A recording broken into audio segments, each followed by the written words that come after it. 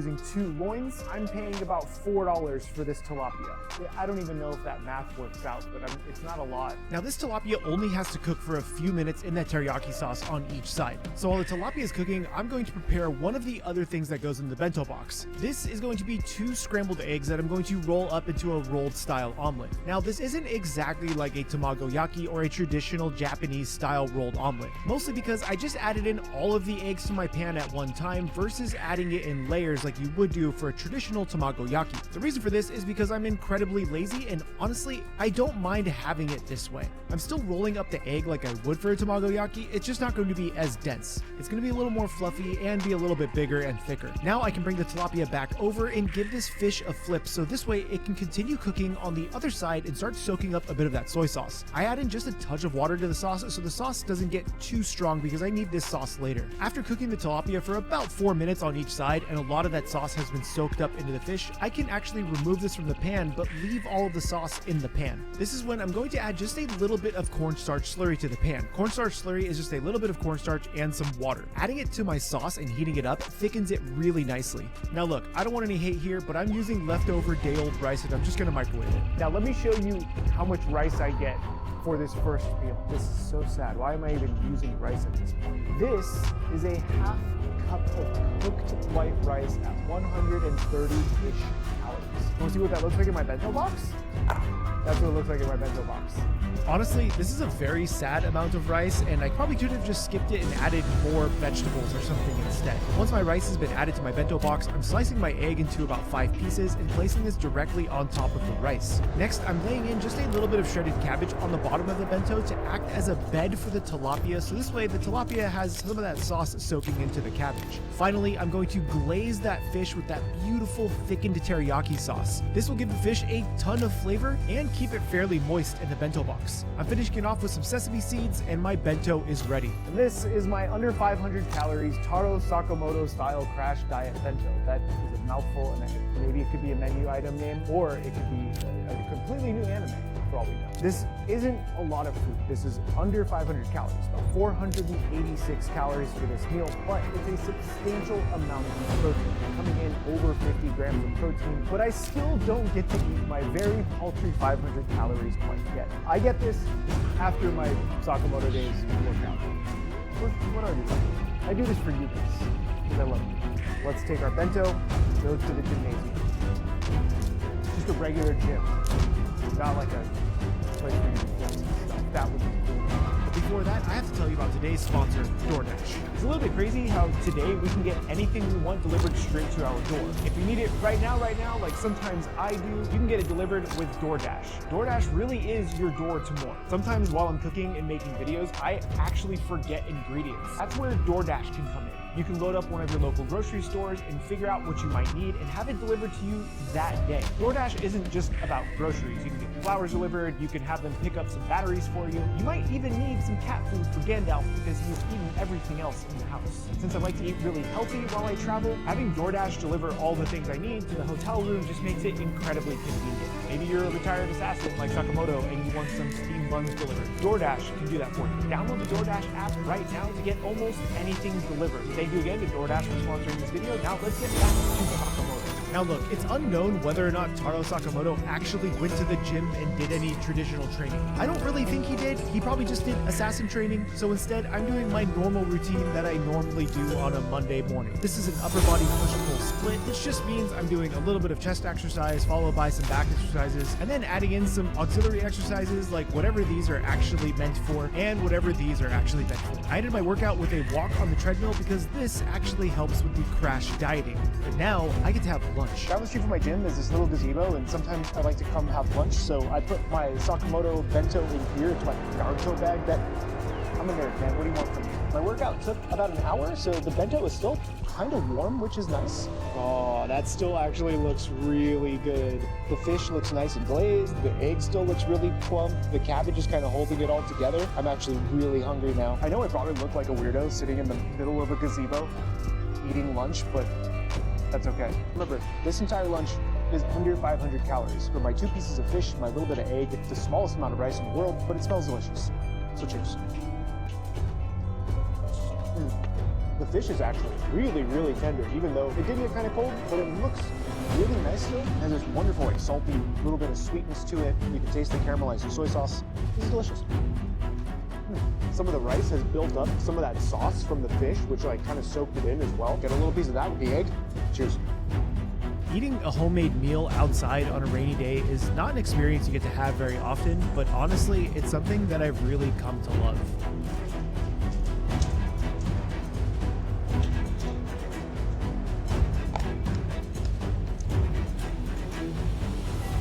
I can see why Sakamoto gave up the assassin life for some peace and happiness now. I'm gonna be honest, I wasn't quite sure how to train like an assassin, and so since it feels like we're all living in a simulation anyways, we may as well train in one.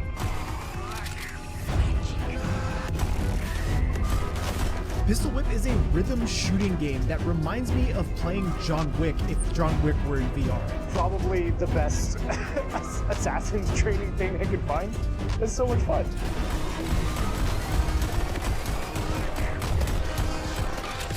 I hadn't played Pistol Whip in years up until I fired it up for this video, and I forgot how awesome this game is. I can't think of any other Assassin's training that's going to be better. And now I get to have my last meal today, which is really sad because I've only had one meal today. You know, this was your choice to try this Sakamoto Days crash diet, and you're the one who's going to be paying for it. Paying for it by eating this amazing dinner that we're preparing. It's what I'm dubbing a popcorn chicken don, a massive amount of chicken with egg and sauce over some amount of rice. Now look, I am using chicken breast for this because if I'm using chicken breast, I can use a lot more chicken breast than chicken thigh. Chicken breast also has a much higher protein to fat ratio, so if you care about that, I would recommend using chicken breast for this. If you don't care about that, chicken thigh is just going to taste better. It just tastes better. After dicing up my chicken, I season it with a little bit of salt and then dredge it in some seasoned flour. That just means I put some salt and pepper in the flour. I had to do this in batches because it was just so much chicken, like a ridiculous amount of chicken, but this is also for Rachel and myself. What are you doing? What is happening? Okay, why did you take off the sweater? Well, it's getting flour all over the arms. It's gross. You know what? You do have a point. And now that all the chicken is dredged in flour, it's time to put the chicken into an egg wash. The egg wash is going to help the next part of it stick really well to the chicken. I'm removing the chicken from the egg wash and putting it directly into some panko breadcrumbs. The breadcrumbs are going to make this super crispy, super delicious. After giving this a toss and making sure they're fully coated, these are done. I'm actually glad that I'm trying it this way because it'll give me a good idea of how I'm going to make my free Food Wars Cafe video where I actually have karage chicken on the menu. So make sure you get subscribed because that's going to be out pretty soon. At this point, I'm just finishing up the second batch of chicken. You can kind of pre-coat all of your chicken if you're doing this in batches, and having it sit around for a few minutes isn't really going to impact the texture or the quality of the chicken once it's cooked. But now, I just have to cook it. Hear me out. To make this super healthy, we are going to use air fryer chop. I saved like 15 to 20 grams of fat just by using the air fryer. Maybe more, probably more, because I'm about to have 10 ounces of chicken. Look, realistically, you can just deep fry this chicken. It's ready to go as is, and you can shallow fry it, deep fry it, air fry it however you want. I'm choosing to do it this way because it's a little bit healthier. I'm also cooking off the 2 eggs that I had used for the batter for my chicken because I don't like wasting it, and if I just cook it through, it's totally fine. I'm also going to have this with a very, very small amount of rice and a little bit of umeboshi. Umeboshi is a pickled plum, and I've grown to love it in my rice. It's a technique I learned from Food Wars. Now let me show you why I prefer chicken breast when I'm trying to cut weight, just like this Sakamoto crash diet. Look at how much chicken I get to eat. This doesn't even do it justice. We're gonna pile this up. You ready?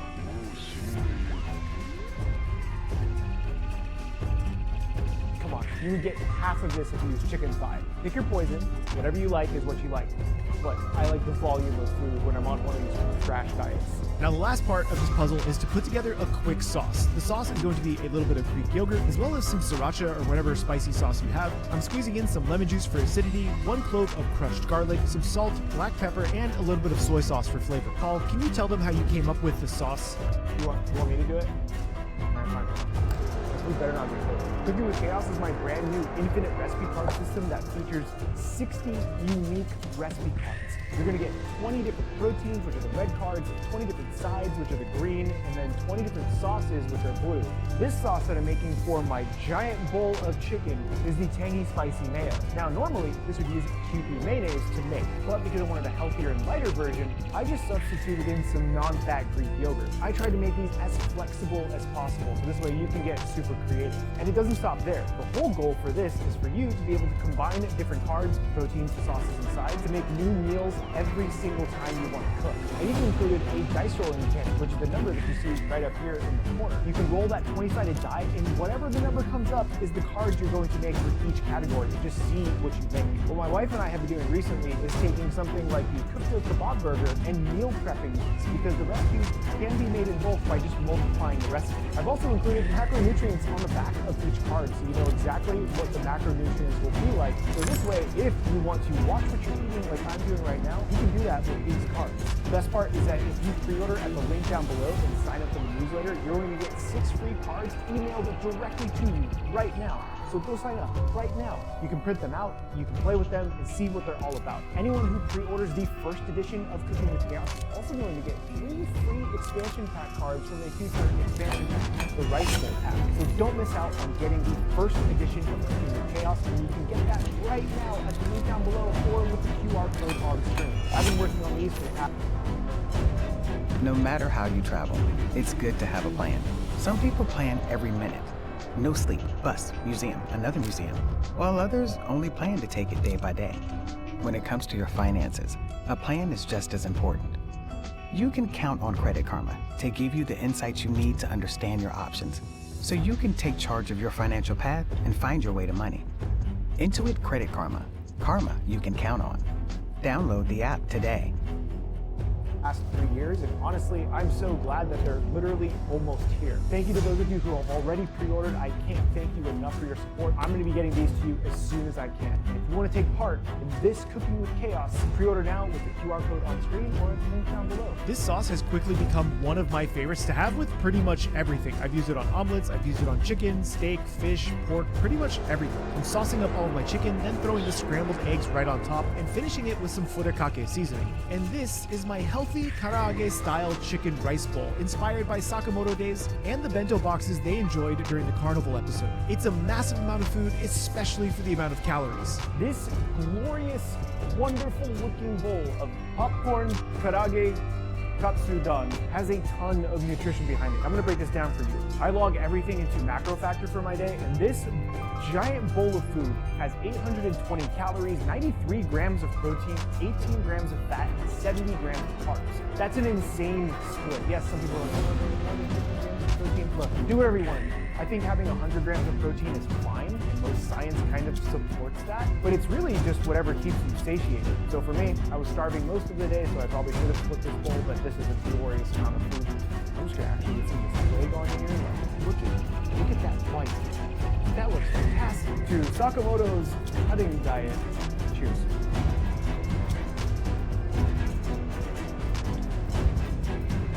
Yeah. That's good. That's air fryer, baby. It's nice and juicy, super tender. The sauce itself has a ton of flavor. Spicy, tangy, garlic. Oh, this is good. Oh, I should make this more often. Did not realize how much it's made. Do whatever you want to do. I'm not going to tell you how to eat, but I strongly encourage you to try out some of the techniques. Air fryer popcorn chicken, fantastic. It's actually better as popcorn chicken than it is as full fillets in the air fryer. You can check out Cooking with Chaos on the link down below, or if you want to watch my solo leveling diet where I ate during like Sungjin Woo, you can click right over here. My name is Jeff. You can't remember. Keep Now I playing. gotta rebuild my ninja. Now I gotta rebuild all my skill that I already got built out.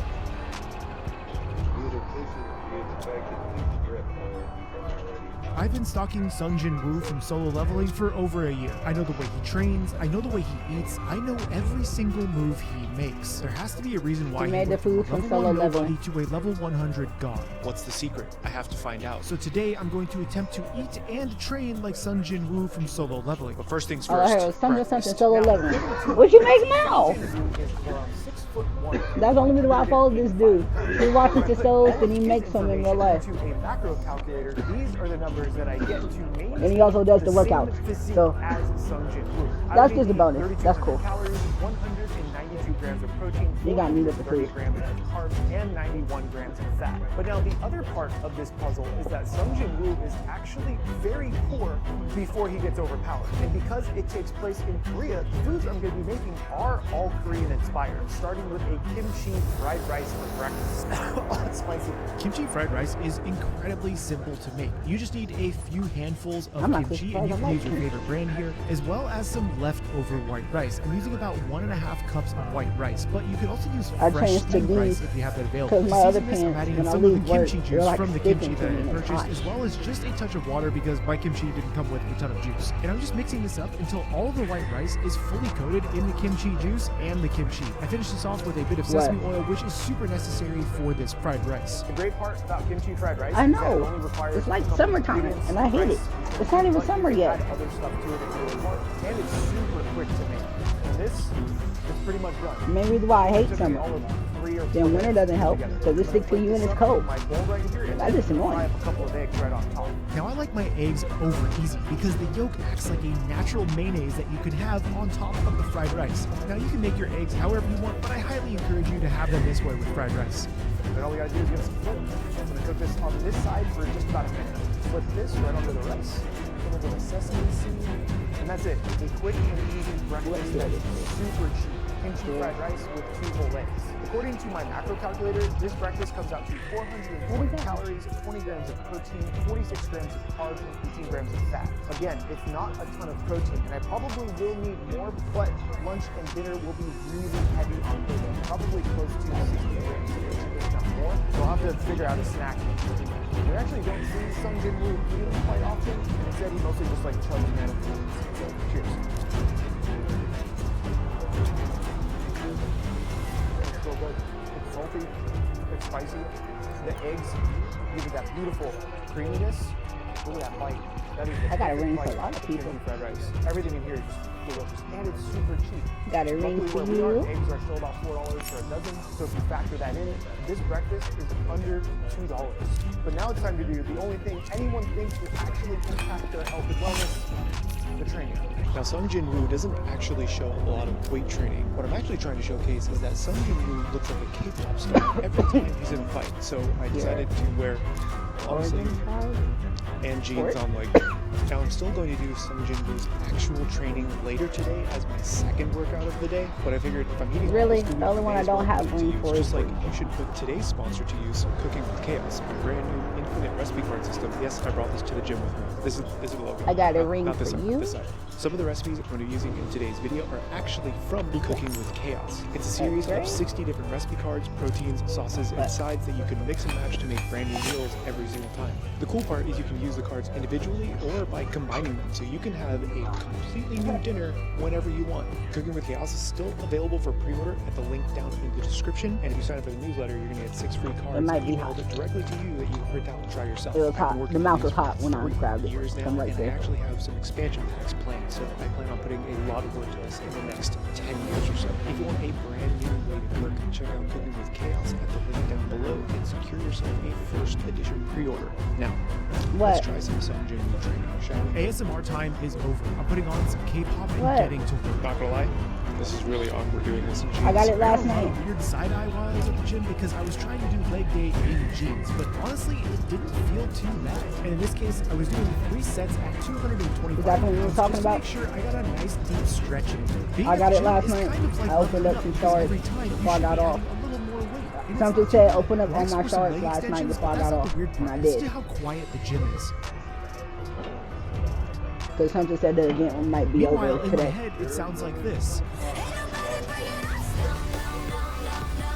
It's like the most hyped music with the least exciting exercise on the planet. Next were these pull-throughs. Now, this is a great hamstring exercise, but unfortunately, there's no good way of filming this, and I very much apologize for what you're seeing on screen. But hey, I don't know, maybe you Okay. enjoyed it. It was I still just weird. leveled her Next, up I did with, some leg presses, some of the and I think this level is 1 where my champions. outfit actually hurt Because I me a little had bit. to do that Okay, for not the gonna lie, cavern. that one kind of sucked because of the belt.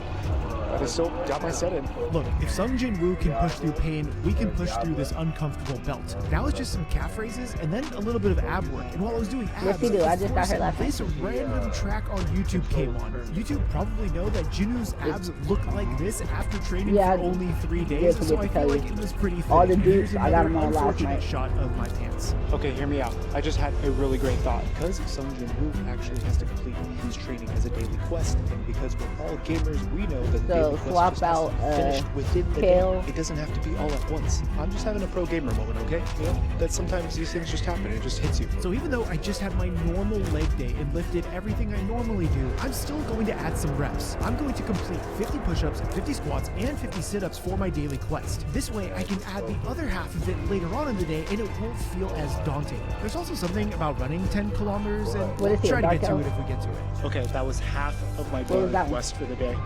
50 push-ups, 50 squats, 50 sit-ups. Now I'm gonna get some cardio in and add it to my daily quest. I'll try to finish the rest of it later on today. My God, I'm sore. One thing I'm trying to work on is my new opening kata that I'm creating for a different video. I've been working on this for about a month now and I can't seem to nail it down, and honestly trying to perform this after all of the training I've already done in jeans doesn't feel great. I still wanted to try it just a little bit to make sure I had the flow going, and it felt pretty good towards the end, so that was a plus. I'm just playing around and now it's time for some lunch. Oh God, I'm so hungry now. So I was on my way home to make lunch when I realized I didn't do much cardio as part of my daily quest, and I'm supposed to do 10 kilometers. Now, here's the problem. My legs are incredibly sore from everything we just did, and I still have to do 50 more squats today. So I'm not looking forward to my thighs exploding. But while I was at the gym, I also had walked about 5,000 steps, which is about 2.5 miles. So I'm gonna come to a compromise, and I'm going to aim for steps for this challenge. Please don't kill me, but I think my legs are going to appreciate you just as much as I will. So now my goal before I get home is to hit 7,500 steps and do another 25 reps on each of my exercises. Is this smart?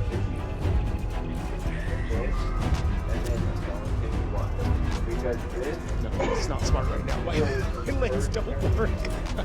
Okay, let's do this. I actually just discovered this area on my way home. Apparently they had added it to my local park and I thought it was really, really neat, so I wanted to utilize it for a few reps of my daily quest. Do you know what I think we can come to appreciate about this form of exercise and challenge is that if you find something in life that's too difficult, try to break it down. Try to make it into easier, digestible parts. This way, for me, completing all of the fitness tasks or whatever the case is at one time is pretty difficult. So instead, I'm able to chop it up a little bit and add it throughout my day, so this way it doesn't feel as daunting. For me, I could meal prep for 3 or 4 hours without any issue, but with other things, I do have to break them up.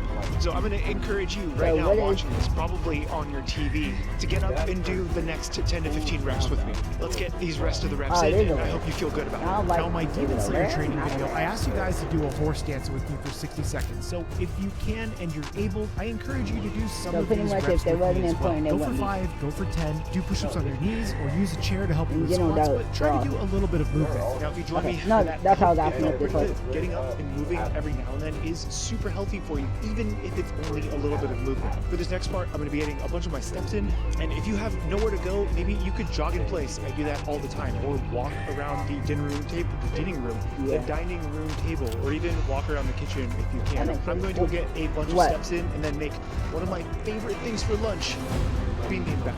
Probably one of my favorite Korean dishes. Okay, I'll see you guys there. So the great thing about doing some cardio outside today is that there's this wonderful track at a local school that I'm able to use for any time I want to get a little bit of cardio in. But then there's me complaining about the cold like an old man. So it's currently 33 degrees outside.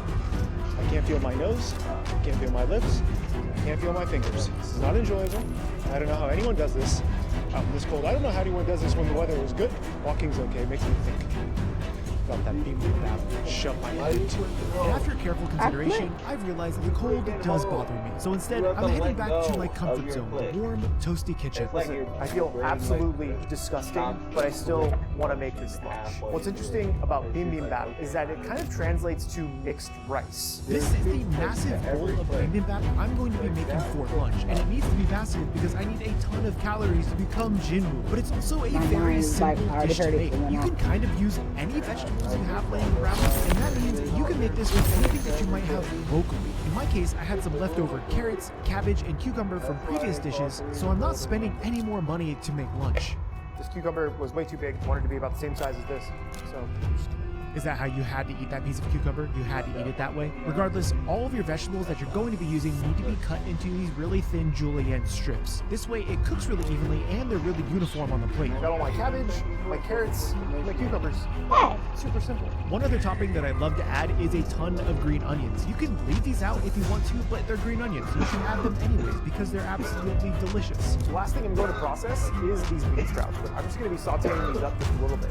Traditionally, they would So be you're boiled able to in refight them? water and some salt, but I actually like the Or the crunch that pointless to comes from refight them them after you without get the boiling. job? So personal preference on that one. Now for the meat. This is some thinly shaved or sliced brisket that I picked in the same market as everything else. This was on special, so it probably needs to be used pretty soon, but it was $12 for a pound and a half of meat. So I'm going to be eating 3/4 of a pound of meat for lunch and 3/4 of a pound of meat for dinner. I'm gonna measure Not out anymore, about no. half of this meat for right That's now, on so this this way I can slice it super thin for this bibimbap. If you are using meat for bibimbap, So cut I it gotta this fight way, on one today? or you can just use chunks of tofu, pieces of chicken, or any other proteins you may have lying around. I like to 'Cause season you this only had with me do it crushed once yesterday. garlic, a bit of sesame oil, and a touch of salt. We don't need too much for this. Look at this. This is going to be like a freaking meat mountain. Everyone loves a meat mountain, and to cook the meat mountain, we just need a very hot wok or saute pan. Drop all of the beef directly into that with a little bit of oil, and cook it up for just a minute or two. This doesn't take too long. Look at how quickly that meat cooked. That's what you're looking for. After you get yourself a sample of the meat, now it is time to remove all of this had beef it from the wok, so this way it doesn't overcook too much, and just place it into a bowl. Then it's time to saute up all of the vegetables. Each vegetable is going to be sauteed for just about 1 minute. I'm sauteing up everything. The cabbage, the carrots, the bean sprouts, and yes, even the cucumber. Everything Yeah, I gets did. sauteed up with just a So touch of is oil it, and a little would it bit be of salt. pointless to Seasoning. refight him, or if I For our refight, bibimbap okay. toppings are ready. The cabbage, the cucumber, the carrots, the green onions, and the bean sprouts. There's one more thing that I do want to add to this that's not traditional by any means, but it's one of my favorite ways of having it more recently. And that's with my gochujang sauce card from Cooking with Chaos. This is a sauce that I've used many, many times before. It's Korean inspired and it has all the flavors that I love. That's how The that's- application for this is going to go a long way. It's going to be so good. This gochujang sauce card is actually really easy to make. It's 2 tablespoons of soy sauce, 3 tablespoons of ketchup, 1 heaping tablespoon of gochujang paste, a teaspoon of sesame oil, and about a half a tablespoon of sugar. This just gets cooked until This all of the tab sugars shows have all dissolved each and it's a tier nice ranking, smooth and sauce. that This medals sauce let you. normally gets garlic according to the instructions, but this sauce is going to be used on the beef, which already has 3 cloves of garlic in it. So I figured I don't need to add more garlic. You can add more garlic. If you really want to add more garlic, you can add more garlic. Now I'm taking half of my prepared sauce and pouring it on top of the beef I had just made, and then reserving the other half in case I want it on top of the bibimbap. Now the next thing I want to do is crisp up some steamed rice. A lot of the time bibimbap is served in a hot stone bowl that does crisp up the rice for you, but since I don't have Not one, I getting just you crisp for it up in the banana. wok. I'm finishing this by topping that steamed rice with all of my vegetables and a ton of that beef. We are making beef mountain right now. What is happening here? You probably can't tell because the shot is blurry, but this is meat mountain. And I can't believe I almost forgot this. We have to fry up an egg. Hold on. You can't have bibimbap without a fried egg, so grab the world's cutest saute pan and give it a little bit of grease. Oh, it's hot. Oh God, that's hot. Oh, there's so much shell in there. Nobody has to know. What time it is? We'll do it. Can this happen? Hoots! Yes, baby. Fire off. Egg on. Makes all the difference. Ooh, that is. There's so much food. So obviously it's Megaload, telling me I green got onions better we're gonna loot. put here on the beef, I guess. And this also gets served with a few things of banchan. Banchan are like Korean side dishes. This one is a candied sweet potato. This one is kimchi radish. This one is cabbage kimchi. And this is seasoned garlic stems. Anytime you go to a Korean restaurant, you should be served a few Really sides good of banchan. rings It's honestly one of my favorite things. Now look at all of this beautiful food. Okay, I didn't know. But I think I still want to get in some of my daily quest before I eat it. And this is hot right now. I don't so know I'm yet. literally going to do the quest on the floor. Okay, push-ups. So kind of Really doing this right now? You're about to eat lunch and you decide to start getting in some of your daily quests right here in the kitchen. You're ridiculous. Why would you do this? That way, you only have to do 10 on the other end. I'm going to do the sit-ups next. We'll go sit-ups because that one sucks. I guess there's some logic behind this of trying to still split it up, but I mean, Yeah, you have good hot luck. food in front of you. You probably didn't want to do this afterwards because you had been so full, but still. 15. Okay, let's go. Squats next. Just gonna stare at the food. This is like motivation. Isn't that weird? Weirdest motivation. I don't know if this constitutes as motivation or actual torture. I don't know how I got through this part without wanting to absolutely just devour the food while staring at it. 15. Let's go. Okay, so that means I only need 10 reps for the rest of it and a ton of steps. Oh god. It can't be that bad if I don't hit my quest goals, right? Because the Last only but not reason least, Cold Heart has so those on was because of I that can't one. forget a little bit Yep. of gochujang. Don't need too much because I season the beef as well. I am so incredibly hungry after everything we've done so far today, and there's still more to do, and dinner, and try to finish the daily quest. We can get there. Where do I even start? I think it's supposed to be mixed, right? So I'm gonna first break the yolk because everyone loves when this happens. Oh, look at it. Oh. I'm gonna try to mix all of this together, and I don't know if it's gonna happen because it is so much food. Now, according to my calorie counter, this is over 1,000 calories. Cheers. So, I love this. You can actually taste each individual vegetable because we didn't cook them all together. Oh my god, I can't stop eating. It's all the Everything top. about this, I love it. I'm gonna take this entire thing down and then go on a long walk before I make dinner, and I still have to finish my quest and dinner quest. Dinner and quest. Once lunch was defeated, I made myself a nice cup of coffee and then just went for a walk around the neighborhood. That's just good old Vietnamese coffee at 3 p.m. And the problem is that I ran out of coffee when I made it to Snake Way. I call this Snake Way because it's the same area that I practiced my sprints when I did the Goku diet video, and this is where I'm going to finish It's off not some of funny my though. exercises. So I made it over to Snake Way, which is in I my know, I did that backyard, to earlier, get some wait. steps in. And I figured, you know what? Right, this is the perfect opportunity to finish the Oh. 100 sit-ups, 100 push-ups, and 100 squats. We're just gonna get this done. So I also invite you to join me on this Literally. next set like you did earlier, because you've probably been watching this for 5 or 6 minutes at this point. It's a good time to get up again. You know? Why not? we can do this on the I'm so cold. Okay. Oh, I'm so cold. Like I said, We only ate 10. Admittedly, the 100 reps of everything can seem really daunting, but when I've broken it up like this, it's really not that bad. Lay down some of this goose poop, you know? We're gonna. I smell so bad at this point. Been training like this all day, so what does it matter now? I think after today, I probably should just burn these jeans. They deserve fire. Oh, I'm so full. This is stupid. I also wouldn't recommend working out after an insanely large lunch like I just had. 100, baby. Let's go. I'm also at 9,867 steps. I need to hit around 13,000 steps to reach that 10-kilometer mark. I think we can do it. But if not, what's the worst that can happen? Okay, now it's time to go start prepping dinner. I have a fun one for dinner planned, and then I have to get the rest of these steps in some. By the time I got back home, I was around 11,000 steps, so I was feeling pretty confident. So I still have a little bit left for my daily quest to be finished, but I actually want to start working on dinner right now because I do have to marinate something. That's going to take like an hour, so I need to get this started. Now I know Hunter Sung does bring fried chicken to his little sister after he starts making money, but I am not going to be making fried chicken in this video because I've made fried chicken so many times on this channel. Instead, I'm going to be utilizing the ingredients I've already used throughout the day to make something entirely new. To start, I'm going to be making a bulgogi marinade. This is 1/2 an onion, 3 cloves of garlic, 1 nut of ginger, 2 tablespoons of soy sauce with some chili flake, 2 tablespoons of brown sugar with some sesame oil, and half an Asian pear. And if you can't find this one locally, that's okay. Use this one if you're trying to make this marinade. Asian pears tend to have a texture similar to apples. They have a really nice bite to it, and they're not overly sweet. I'm using about half the pear in the marinade, and I'm just eating the other half because I'm a monster and I really wanted it. Blend the marinade until it's super smooth and creamy, and then take out the rest of that really thinly cut steak and pour the marinade right on top of it. Since the steak is so thin, I like to make sure that I kind of pull it apart so this way the marinade completely covers every single piece of meat for this next meat mounting. Now this is going to marinate for at least half an hour. I like to go at least an hour a lot of the time if I have the time for it. So this is gonna sit for a bit and then I'm gonna finish this off.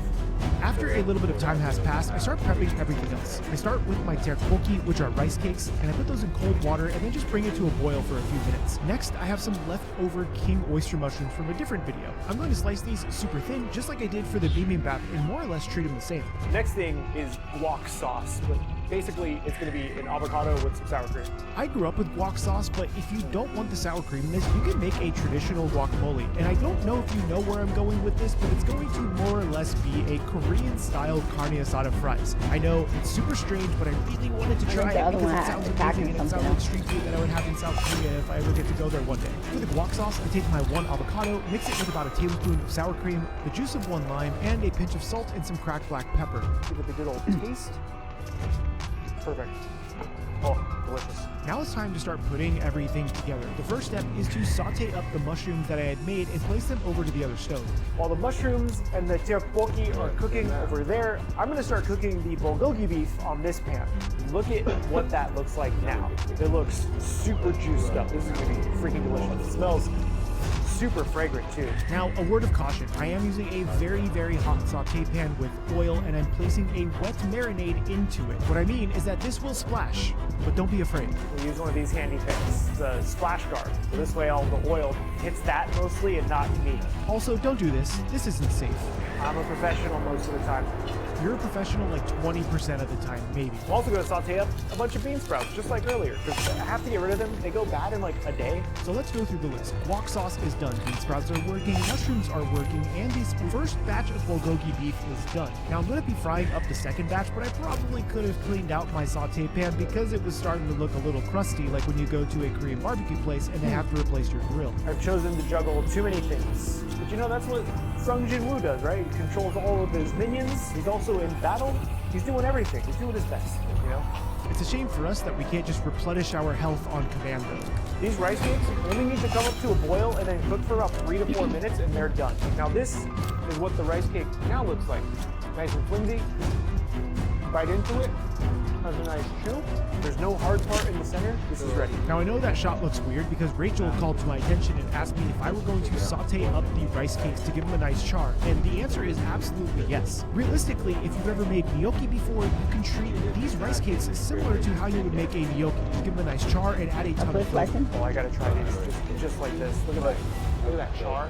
This is why we pick good rate over. Oh, I'm glad. I'm gonna take all of my hand-seared tteokbokki, put it right on the bottom. We're gonna make like a nice layer, just like you would with chips for nachos. We don't want to pile it up too high. A little bit of cheese, a little bit of mozzarella right on top. Cheese tax. Your face is still asleep. You want this? Come on. You know better. There you go. Then we char the cheese. Then I'm gonna take this charred up bulgogi beef. This is going to be a very interesting symphony of flavors. And have this. Then more cheese on the beef. This is like Korean street food at this point. I swear, some of those Korean street food videos just look insane and I want to eat everything in them. Then a little bit of the bean sprouts with some of the mushroom. And then avo sauce. It's pretty close. And there is dinner. The best part is this entire plate of food cost about $8. This comes out to, again, over 1,000 calories for this meal. Look at how much food you get. It's super heavy. Heavier than Gandalf, if you're a chunker. But I'm gonna try to take down as much of this as I can because it's the last part of today's quest. It is. This is ridiculous. Cheers. The bulgogi itself is much sweeter than I actually thought it was going to be from that Asian pair, but it's complemented really nicely by the chili flake we had added to the marinade. You get a little bit of spice to it. This honestly does kind of remind me of eating carne asada fries, but the rice cake isn't as crispy as I would have liked. I think the only way to really do that is by deep frying the rice cake, which I admittedly didn't want to do because of how much added fats and oils there would have been in it. For this, I could eat these and get real sick. If you're trying to be like Sung Jin-woo, just like I am, and you want to take on this adventure, take it in stride. You don't have to do everything at once. Split up your day so that way you can do things little by little, and that way you can actually achieve your goals. I was short by a little over a half a mile. I mean, what's the worst that could happen, right?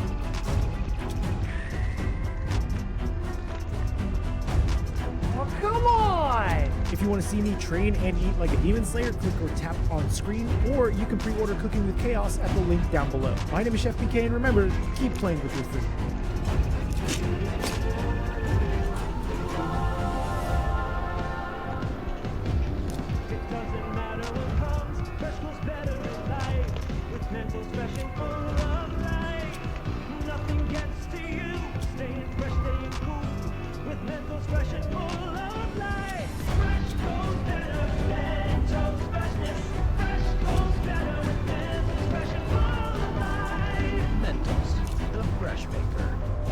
Today, I'm going to be making 100 years of anime food, starting in the 1920s with the anime The Dull Blade.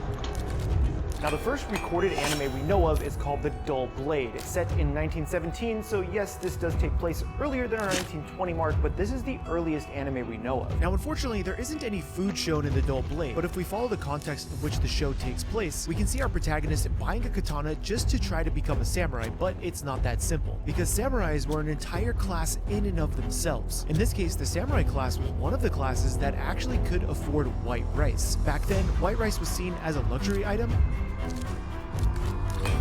So in this case, because this is the Dull Blade and he is trying to become a samurai, I decided to make the onigiri. It's simple, steamed white rice seasoned with a little bit of salt, stuffed with an umeboshi, which is a pickled plum, and then wrapped in a little bit of seaweed. This, my friends, is the best way to start off this series. The onigiri is one of the most significant items in the Japanese diet. I'm also very partial because I ate 1 to 2 of these every single morning while I was in Tokyo. Cheers. When you have perfectly cooked white rice with just a little bit of salt, you really don't need much. But then when you have the beautiful pickled plum in the center, it gives you a ton more flavor. But now we get to jump to 1930 and kick it up quite a bit, not only in the animation style, but in the foods that they had shown in these 1930s anime. Now we're finally in 1930, which is actually a significant leap over the 1920s where we saw the Dull Blade. This brings us to Taro's Train. Now in Taro's Train, they show off a few bento boxes. Oh, we actually that's don't what get to see when you what's walk in those through. bento boxes. So I'm going to show you how I make a regular gyudon style bento box. You're just No, going to need 'cause some you thickly gotta- sliced you onion gotta and some pop. thinly sliced beef Came to start. back. And then into a pan, I heard add it 1 cup deep, of sake, but I a didn't know half what it cup of was. soy sauce, a 1/4 cup of mirin, and a 1/4 cup of rice vinegar. I'm throwing in some ginger, some sliced garlic, a few pieces of green onions, and then a lot of my white onions into the sauce. I cook down the onions just until they're nice and tender, and then throw in my 2 portions of beef. This actually makes quite a lot of gyudon because I'm making this for a little bit of meal prep, but I'm also making it this way because we have to cool it down later. Now in Taro's Train, the reason why they show off this bento box scene is actually because they're trying to show etiquette and how to act on a train. Using something like a bento box as an example of how to eat on a train is very significant. Teaching kids at a younger age, like they show in Taro's Train, on how to eat on a train is very important for later on. Ekibens end up being an incredibly important part of Japanese culture because of how much travel is involved within the country. You can normally pick up a bento box at any train station and bring it on the train with you. So for them to be showing this off in 1930s just goes to show you how important it was to make sure that this was the cultural shift that they wanted with public transit. They're using anime in the 1930s to teach people how to act on trains, primarily the younger audiences. This is why I picked the gyudon for 1930s and Taro's Train. What's really interesting about this era of Japan is that they tried to make some conveniences happen, one of them being the ekiben. Anytime I was at a train station in Japan and I had the opportunity to get a bento box, I did. A lot of the time, I leaned on the gyudon. It was cold, but it was still really good, and I think that's the main takeaway. Gyudon is also one of my favorite things to make and eat because it's so quick to make and it's relatively easy. I'm gonna tuck it. Cheers to 1930s. Steak is incredibly tender. This is why you don't cook it for very long. It just pulls apart. It has a nice saltiness to it. You can taste a bit of the sake, the mirin, the soy sauce. Get a little bit of the pickle in there for some acidity, and you have yourself an awesome plate of food, especially on a train, especially in 1930s. And while we really ramped it up from the 1920s to the 1930s, the 1940s is World War II, and that's where things get a little different. Now, arriving from Taro's train in 1930, we are now in 1940, and this decade is one of the most, if not the most significant decades of our entire history. This is the decade of World War II. Momotaro's Sacred Sailors is the very, very first animated full-length feature film from Japan. This full-length animated film was released in April of 1945, 4 months before Nagasaki and Hiroshima were bombed. World War II impacted the world in so many different ways. In this case, Momotaro was actually used as a bit of propaganda, which every country used during this time. During World War II era in Japan, food may have become scarce, so people relied on very, very simple things. Grilled or baked fish that was seasoned very simply with some soy sauce, and usually paired with a very simple miso soup. A lot of the times, the miso soups didn't even have any protein or tofu in them because ingredients can become scarce. Scarcity was a big thing during World War II for every country. Japan wasn't the only one that had scarcity issues with food. So even though we don't see much food in Momotaro, we can look back at history and see the things that people may have eaten during this wartime around the world. In the case of Japan, during the 1940s, we have a simple piece of fish paired with our miso. At Granger, we're for the ones who pay attention to every little detail. The ones who fuss, tinker, and sweat the small stuff. Because you know the tiniest thing can make the biggest difference when it comes to keeping business moving. We get it. We're the same way, offering access to product experts to help you quickly and easily find what you need. So whatever your industry, you know you're always getting professional grade products. Call, click Granger.com, or just stop by. Granger, for the ones who get it done. Soup and some white rice.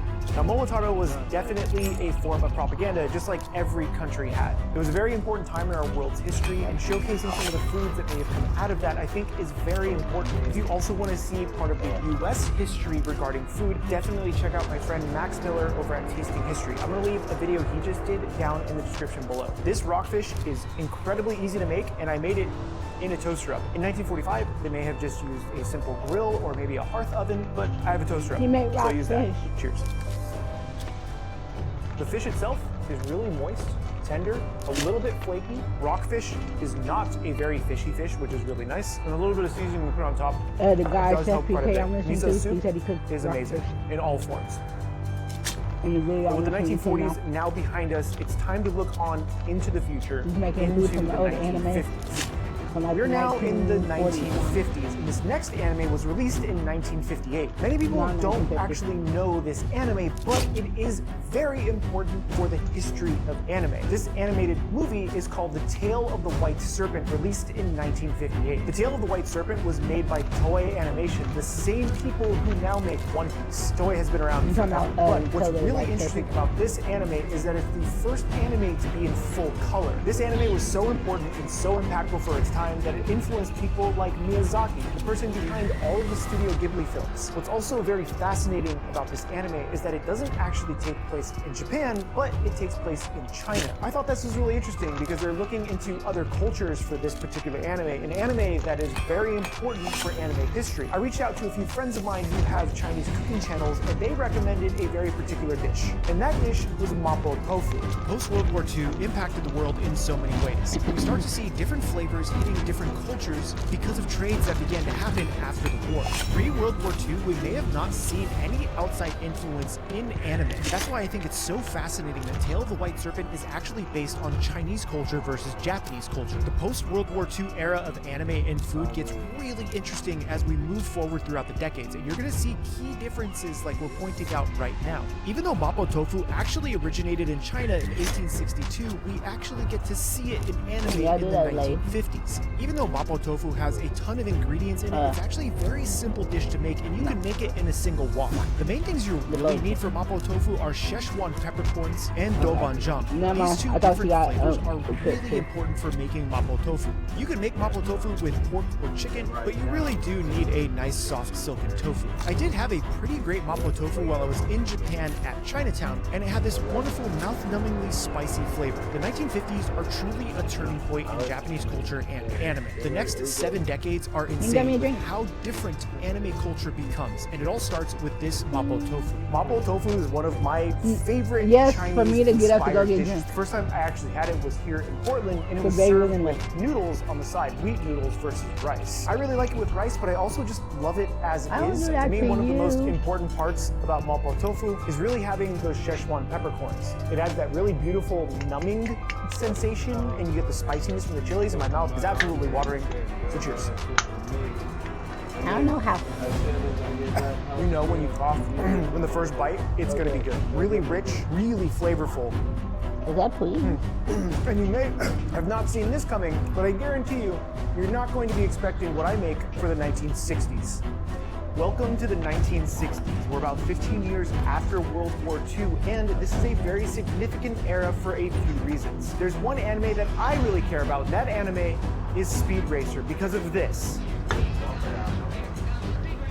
In the 1960s, anime began to explore more diverse themes and settings, reflecting the changing society of the Showa period. Speed Racer often depicted characters enjoying Western-style fast foods such as hamburgers, hot dogs, showcasing Japan's increasing exposure to Western culture. Personally, I love Speed Racer. I mean, how could you not? Go Speed Racer, go Speed Racer, go Speed Racer, go! I mean, even if you haven't I seen knew the that. anime, that's So he was probably talking in your about. head now. I'm sure Speed Racer influenced other shows like Initial D What? and the best of Fast and the Furious, Tokyo Drift. That- The reason why I decided to make a traditional hamburger, fries, and soda meal for Speed Racer is not only because it fits the theme of the shows and the things that they may have had in the show, but it also shows that incredible Western influence that impacted None. Japan after World War II. This is a theme we're going to see continue on throughout this entire series, especially going into the 1970s after this decade. The version of this hamburger that I'm making is going to be your classic drive-in hamburger. This is a 4-ounce beef patty along with a slice of, yes, American cheese. You have to use American cheese for a drive-in burger, okay? You just can't use any other cheese. The bun is a simple wheat bun with a bit of secret sauce, a little bit of lettuce, tomato, and onion, as is tradition, a bit more sauce on that top bun before crowning your beautiful achievement, plating it up with all So, those fries, and this is the is this burger and 'cause y'all fries done meal for beat it Speed half Racer in the already? 1960s. And this, my friends, is a very simple cheeseburger with I'm a just side asking. of fries. There's only one thing missing, So- and you just have to pour it. Go all the way down there. What I found to be super interesting So if is I as go we in progress through the decades, we see this and attack massive it, its influence health from go the down. western side of the world after World Okay, War that's II. like the It's other completely game I'm playing obvious on when you PlayStation. see something like this It from was a Speed Racer. plain Obviously, boss Speed battle. Racer was heavily influenced by things like NASCAR. And with that comes the all-American meal, which is a burger, fries, and a soda. Speed Racer was a massive part of my childhood, and it's honestly why I really enjoyed the Fast and the Furious movies. But what you really are here to see is the cross-section of just a good old cheeseburger. Boom. Perfectly layered, looks delicious, super easy to make. Took me about 20 minutes from start to finish. Now, the one thing I didn't make was that secret sauce because I had made it Okay, a don't couple do that. days ago and I had some left over, and they're just from my cooking cards. It's a collection of recipes that I've made that are kind of like Magic the Gathering cards for recipes. And they're pretty modular, they're super fun, you can combine different ones to make different meals. But in this case, I used the sauce card for the burger. Welcome to the 1960s.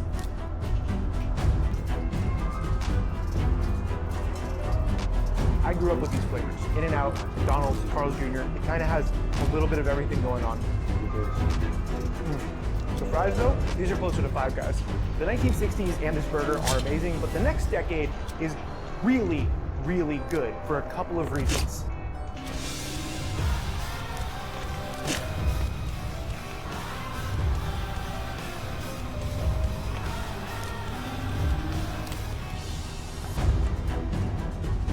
Daisy, Mark Jacobs. Work goes smoothly when you know the right steps. With Asana, you can coordinate tasks across teams I blame and stay my on art track, teacher. so your team can spend more time celebrating wins. Try it for free at asana.com.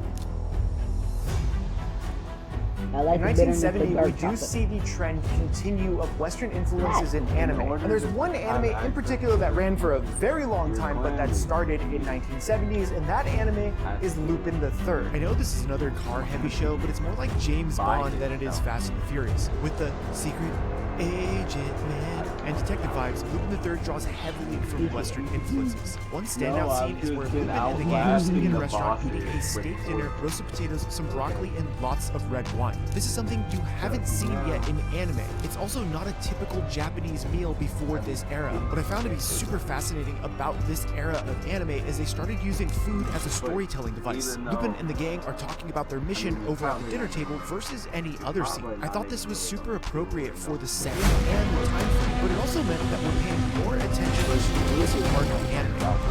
In modern anime, we actually see there might be a battle or a serious event that happens, followed by a moment of review which involves food. Think of an anime like Haiku where they have an insane trend afterwards and it's worked all the time. What's really good about Lupin first though is they do use those Western influences because it makes sense in the context of the show. But this steak dinner with Lupin III is actually the last time in the series for this video. This is really important to pay attention to. There's a very specific reason for it. For now, we're going to be eating the steak dinner. And this is the steak dinner from 1970s anime Lupin III. With the Western influences, James Bond style theming, I felt like this would be the most appropriate meal to make during this era because we actually don't see it very often moving forward. I could mine to a medium because I actually don't like New York that much. I would prefer a ribeye. Measures and maybe treatment. This is Other people you think about the thing, dark coffee. And they're nicely salted with black pepper as well. Potatoes in an air fryer are amazing and they're super easy to make. And honestly, steamed or boiled broccoli with a little bit of salt, it's so simple. But this, my friend, is insane. A turn that I think really defined the entire genre. We have arrived at 1980, one of the most significant decades in history of anime. Right, Gandalf? 1980 showcases some of the most amazing anime, but there's one anime in particular that I think is the grandfather of all anime. I think you can agree with me. And that anime is 1989's Dragon Ball Z. Akira Toriyama's Dragon Ball and later Dragon Ball Z were some of the most influential shows in our day. But what's really fascinating is how food is represented both in Dragon Ball and Dragon Ball Z. As many of you know, Goku loves to eat food. It's typically animated really, really well, and on top of that, it's used as a reward after intense battles. What's really fascinating is this is the era where we start to see Japanese food used in anime to support Japanese culture. Anime is quickly becoming a massive export of Japan, and that means they can actually export their own culture through anime. I truly feel like this is the era where we start to see anime pushing more towards Japanese-style food versus the Western-style food we've seen in previous decades. Not only is this supporting Japanese culture through anime, but it's also boosting the anime industry as a whole. When we see Goku taking down massive feasts, it's no longer just part of the show like it was in Lupin III. This actually becomes part of his persona. We see this element in shows later on like Naruto, where we know that Naruto loves ramen. The 1980s are truly a start of where food and anime become part of the character versus just something that they have on the side. So for this era, I am making something that I truly love to make, the Goku Black Balls. This recipe actually isn't in any Dragon Ball Z, or Dragon Ball Super episodes. This is a recipe I created to pay tribute to Goku Black. I do have this recipe in my anime cookbook, and if you want to pick up those anime cookbooks, I'll put the links in the description below. It's relatively simple. You can use any cook that you want. Just make sure it's sliced really thin. I'm just using some sliced ground turkey here. Along with that turkey, I added about a quarter of a sliced onion, followed by some mirin, some rice vinegar, some black vinegar, and a few tablespoons of soy sauce. I like adding in some crushed peanuts, and then along with some soap noodles. Once the soap noodles are tossed with all that sauce and all the fillings, we just plate it up, and it's pretty much ready to go. You can garnish it if you have playing around, but honestly, just throw an egg on top of it, and you're gonna be happy. If you want to see some amazing anime-inspired recipes like most of the ones you're seeing in this video, I got you covered. Over on chefpk.com, I have my book, Annie Bites, for sale. This book is loaded with custom recipes featured from some of your favorite animes. The best part is you can get this bundled with my other book, Quest for the Best, where I journeyed throughout Japan to find some of the best anime food in the country. If you want to pick up both of the books, I have a special bundle available just for you because I know you've been waiting on that deal. Sauce on my book.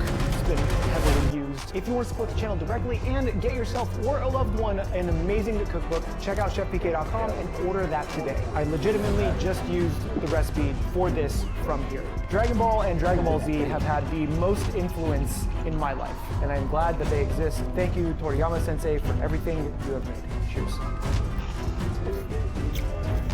It's salty, tangy, savory, everything that you would want. Yes, I used ground turkey, okay? I like ground turkey. But now, my friends, it's time to visit the 1990s. And the 1990s are magical.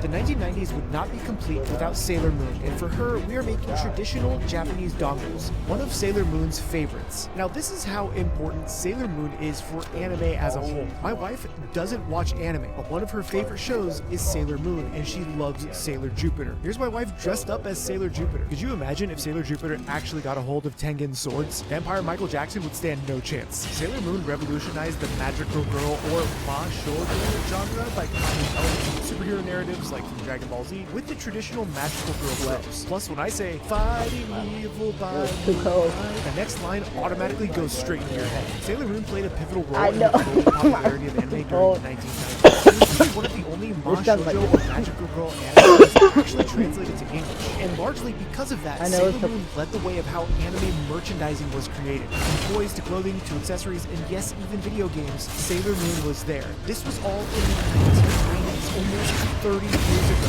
Sailor Moon was so popular and helped influence marketing strategies for future franchises like Pokemon and Dragon Ball. And I'm pretty sure these skins in League of Legends are just skins for Sailor Moon characters. When it comes to food, Sailor Moon featured a large variety of dishes that you could more than likely find in modern day Tokyo. From cakes to bentos to barbecue, it can be seen in the show. Sailor Moon paved the way for anime, Japan, and the way we perceive heroes in so many ways. Its impact is felt to this day, and you will not go to a single anime convention without seeing someone in a Sailor Moon fuku. This is why I made Dongo from Sailor Moon for the 1990s. I had this quite a few times in Japan while I was there, and it's one of my favorite little snacks. Now, you may be wondering, Paul, why on earth are you making something so simple for the 1990s when we've seen it escalate decade after decade? And there's a very, very good reason for this. And this is something that I kind of realized during my research. Instead of showcasing things like we saw in Lupin the Third or Speed Racer, where they were very Western influenced, we start to see anime really push Japanese. In the 1990s, we see it very heavily with stuff like Sailor Moon and Dragon Ball Z. A lot of those things are influenced by Japanese food. That's what they should have done. That's how I got mad. That's how like, y'all should have won me. How important anime is for Japan's industry. Anime starts to become a way to export Japanese culture to the rest of the world. And that's why I think that the Dongo representing Sailor Moon. That's why I got mad. I'm like, y'all should have won that. Not only Japan's history, but anime's history. Cheers. Strawberry tastes like strawberry. Nice and chewy. Still a little bit warm in the middle. Perfect Dongo. Next one, lychee. A little less strong, still a bit of lychee flavor. Now, the ube. I'm alright. Also good, not that strong. And now with 1990s and Sailor Moon under our belt, there are just a few decades left. And I have some insane things that I'm making for the next few decades. But one of them has to do with one of the most popular anime of all time. We've arrived to the 2000s. This decade of anime is insane. But there's one anime that I think stands out above the rest because of its impact, not only on the anime scene, but on how it exported one popular item from Japan, ramen. And that anime is Naruto. Naruto's favorite ramen is Ichiraku ramen, or a tonkotsu style ramen. I didn't even attempt the fighting. Ninjas with cool powers, how can you not love it? With Naruto, we truly start to see the shonen or young male adult genre take form. The world of Naruto is filled with nuanced characters, moral ambiguity, two sides to the same story, and with platforms like Crunchy Number and Crunchyroll, we were given the chance to see Naruto in more ways than ever. Personally, I got a cease and desist letter from my ISP because I was doubting. Culture evolves at the speed of light, just like your financial needs. When it comes to your money, Credit Karma keeps you in the know and ahead of the game. You can count on Credit Karma to keep up with your financial needs as they evolve. We'll help you monitor your progress and give personalized recommendations so you can make strides towards your goals and find your way to money. Intuit Credit Karma. Karma you can count on. Download the app today. downloading episodes of Naruto, and that's how I found out about Naruto. Naruto became a with so many new anime fans, just like Dragon Ball Z was for me. Naruto blended in Japanese mythos and folklore from martial arts like ninjutsu or taijutsu to magic-like elements. Naruto really brought us into that world. But we can't talk about Naruto without talking about ramen. Naruto is legitimately named after Naruto maki, or fish cake used in ramen. What's interesting is that this is where we see a specific food tied to specific characters in anime. Ramen for Naruto, curry for Rock Lee, or barbecue for Choji. Goku would just eat a ton of food, but Naruto always wanted ramen. This spawned numerous videos about how to actually make Ichiraku ramen, and some of the ramen videos are the most viewed on YouTube. There were even ramen restaurants that served Naruto ramen. An entire subculture was born from Naruto and his love for ramen. The level of influence Naruto has had on anime, Japanese culture, food scene, I've been waiting 2 days to fight this dragon. so many amazing anime this This is why I haven't been playing the campaign on hard, but I didn't think I was coming to fight this dragon. Plus, This is a bowl of Naruto's favorite ramen. In particular, tonkotsu ramen, which is a pork broth-based ramen. I also added extra chashu pork because Naruto always orders extra pork. Granted, this is not the traditional spiral chashu because it takes a long time to make, and honestly, I like this chashu just as much. Say what you will about Naruto. People love it, people hate it, but we really can't It's easy to deny go how back and pick that significant 2-starter. Naruto is in all of our anime media today. Personally, I still remember the day I started watching Naruto in 2008. I've seen every episode of Naruto and Shippuden in like 3 episodes of total. Cheers to you, Naruto. So, sweetness for the pork. No, not yet, because I only did that on the noodles already. Nice and tender. How's the broth? I did all that yesterday. A little porky, a little salty, delicious. But now, my friends, ramen is something we all know. That's where things get crazy in the 2010s, and there's one anime we have to thank for that. I know.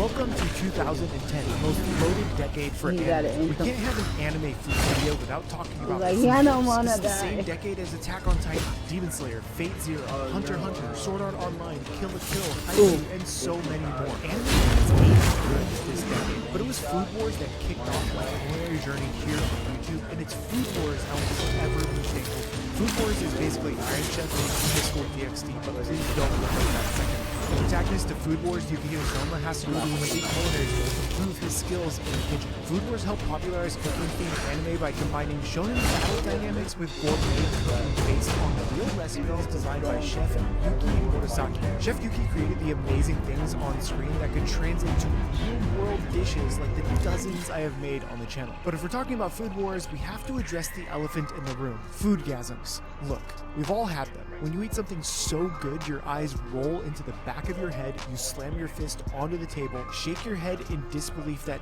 anything this good could exist, and you just stop thinking. You take in the moment. You're in heaven. Food Wars went above and beyond in sharing that feeling in interesting ways. It became part of the show. It's what the people want. Food Wars was really the first cooking anime, shout out to Yakitate Japan, to really achieve global success. From seeing Yukihira and Edina cosplayers to channels like mine that created Food Wars dishes from scratch, it saw success where other anime had not in its genre. The series highlighted classic Japanese dishes like the donbori or rice bowls, and the nabe or the hot pots, usually with a twist of some kind. Miso, soy sauce, and wagyu were all showcased as part of Japanese culture and how they can be elevated in new ways. The skills the students use are true-to-life culinary skills that I have learned over the last 20 years. From molecular gastronomy to basic knife skills, Food Wars showcased cooking as an art form. Food Wars truly inspired chefs from around the world, including myself, to try new things, to build upon what we know, break it down, then build it back up again. The chef owner of my favorite restaurant in Oregon, the Sugar Pine Drive-In, was wearing a Food Wars shirt the last time I saw him.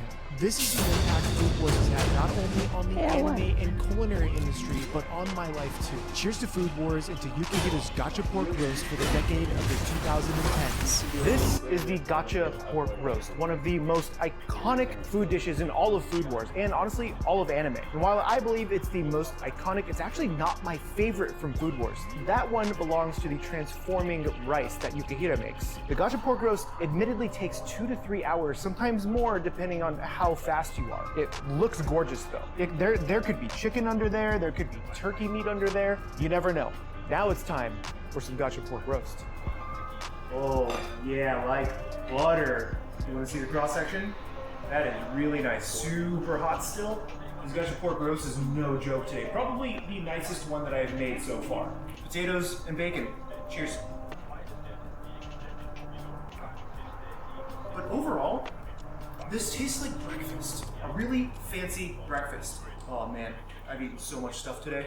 And while the last 10 years of anime have been amazing for anime fans, with releases like Jujutsu Kaisen, Demon Slayer, Frieren Beyond Journey's End, and Delicious in Dungeon, 4 years into the 2020s didn't really give us too much to work with. There's a reason for that. Normally, it takes a lot of time for an anime to make an impact on the industry. But in this case, for the anime that I picked for 2020 and beyond, it had an immediate impact after releasing. And that anime is Blue Lock. Okay, listen, I started recording this video about 7 months ago before Blue Lock Season 2 even released and the PNG fiasco that it's become. This doesn't take away that Blue Lock directly influenced Team Japan during FIFA World Cup 2022. The soccer jerseys the players wore during FIFA World Cup 2022 were actually designed with artists Yusuke Nomura of Blue Lock and Masaya Tsunamoto of Giant Killing. But as far as food goes in Blue Lock, we see it once again come back to Japanese cuisine. Blue Lock takes place in modern day Japan, and that's the biggest reason why they showcase Japanese food, but I still think my theory is correct. We're seeing more and more Japanese food with newer and newer anime. But if you can't perform in Blue Lock, you only eat natto. That doesn't mean that natto is not important for Japan. The origin of natto is somewhat debated, but it likely goes back over 1,000 years. The common theory is that natto was discovered accidentally with cooked soybeans stored in straw to retain heat and naturally fermented. It's commonly eaten for breakfast, served over rice with soy sauce, mustard, green onions, and a few other condiments. It's super high in protein, probiotics, and vitamins, but it does take a little getting used to. I ate natto 3 times a day, every day for a week when I tried the Blue Lock diet. And let's just say, I'm okay with never eating natto again. So for 2020 and beyond, yes, I have chosen natto as the defining dish and Blue Lock for impacting the biggest sporting event in the world. And this, my friends, is for the 2020s. I want to hear what you have to say in the comments down below. Did you like the picks that I made? I hope you enjoyed the amount of effort we put into this series. It's something I've been wanting to do for a long time because I find this history to be absolutely fascinating. And you can also buy my anime cookbooks over at chefpk.com. Doing any of those things really does help support the channel so I can keep feeding him and keep my wife employed. Now I'm going to dig in.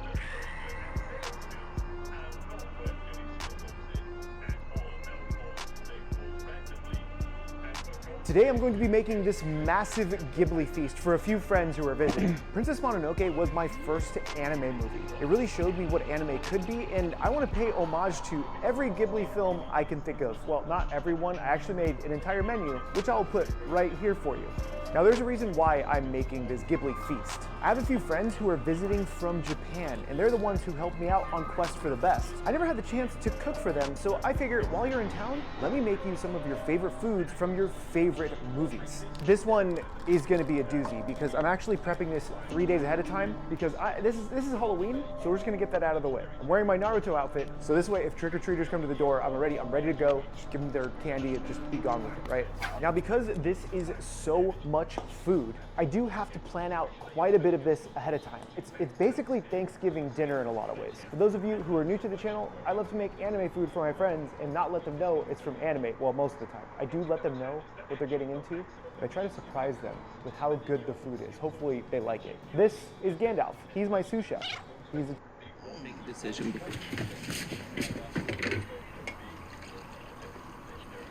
Well, what? what's with the hat? Oh, this. It's nothing. It's the loudest nothing I ever saw. Boy, you just came mosey in here with a brand new hat. That's like you not wearing a brand new hat. Look, I'm trying something new, okay? Just take it easy. He's right, guys. Come on, let's not go down this path. It's like kind of like that. I got this from a nice store. What store? The one before you exit the Al Capone Museum? What's up, Gregory? Did you just finish blaring in Bruno Mars's closet? Be brave, okay? You guys are sheep. You may want to take a long, hard look in the mirror. Better us than you. You look like a park ranger from a cartoon, boo-boo. Do you think the hat looks bad? Me. I would say it's bad. Like, I think it's just different. Like something you'd wear in Indiana. Jones in the Temple of Bad Hats.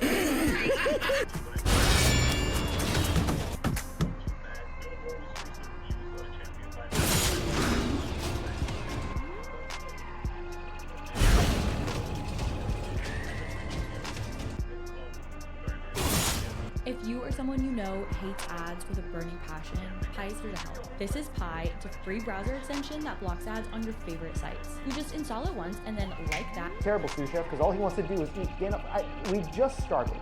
You can't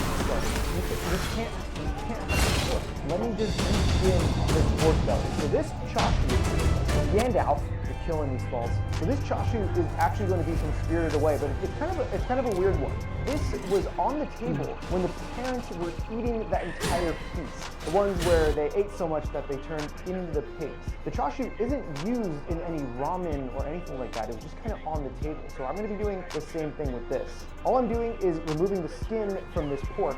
So this way we're not trying to fight through it while we eat our chashu. I think it's pretty fitting that we're making chashu in a Naruto outfit. I guess it should be in an Ichiraku outfit, but what are you going to do? You can save the pork skin if you want to. I'm just going to I guess we could save. I'll use this for something later. I'm going to leave a good amount of this fat on here, and what I'm actually going to do is turn this over, give it a sniff, and then I'm going to score this just lightly. I am trying to be quick here because I do have to get this chashu started today, because normally you don't really want to cook chashu and eat it the same day. So I'm making this 3 days ahead of time. This chashu is going to get just a little bit of salt, not too much, because we're actually going to add some soy sauce and some other stuff to it. And then I actually have some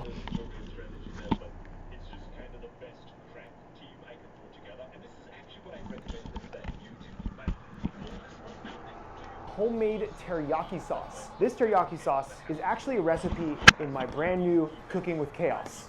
Are you tired of having the same boring thing for dinner every night? Are you frustrated with trying to make complicated meals you found on Pinterest you might not even like? When you're cooking with Chaos, those worries all go away. Cooking with Chaos is a brand new infinite recipe card system that lets you pick and choose from 20 different proteins, 20 different sauces, and 20 different sides. Want something simple? Pick 3 cards and make a meal. Do you want all the chaos? Combine multiple sauces, proteins, and sides for something chaotic and delicious. Making dinner with your favorite person and you both want something different? Pick cards together and make your custom combo. Pick your favorite person, pick 3 different cards, then roll to see which combo you make. Cooking with Chaos has infinite possibilities. With full ingredient lists on the front and full recipes with macronutrients on the back, you will have everything you need to never be bored in the kitchen again. So what are you waiting for? Start Cooking with Chaos today by pre-ordering at cookingwithchaos.gg. That's cookingwithchaos.gg. Today we're gonna make egg fried rice, but not just any egg fried rice. It's the Yangzhou version from the undisputed goat of Chinese cooking, Chef Wang. Why this guy sound like he just wake up from sleep? And he trying to recreate Uncle Wang Gang fried rice? This NPC nephew very confident. Modeling your fried rice after Uncle Wang Gang, it like modeling your golf after Tiger Woods. Remember this nephew, this super advanced version of fried rice, but that very hard to make Uncle Wang Gang egg floss. Let's see how he do. Chef Wang, or as the internet knows him as Uncle.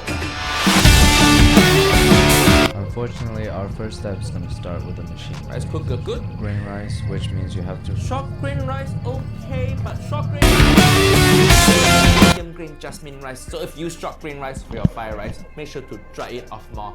And look at this, niece and nephew. This fried rice, it looks so fancy. $89 for 11-pound bag. Holy shit! This monotone nephew got money. To cook the rice to its perfect moisture, I just use the guiding line inside the pot. They're there for a reason. Okay. I know some of you might say, just use finger. Look at that. Blast from past. That from 5 years ago.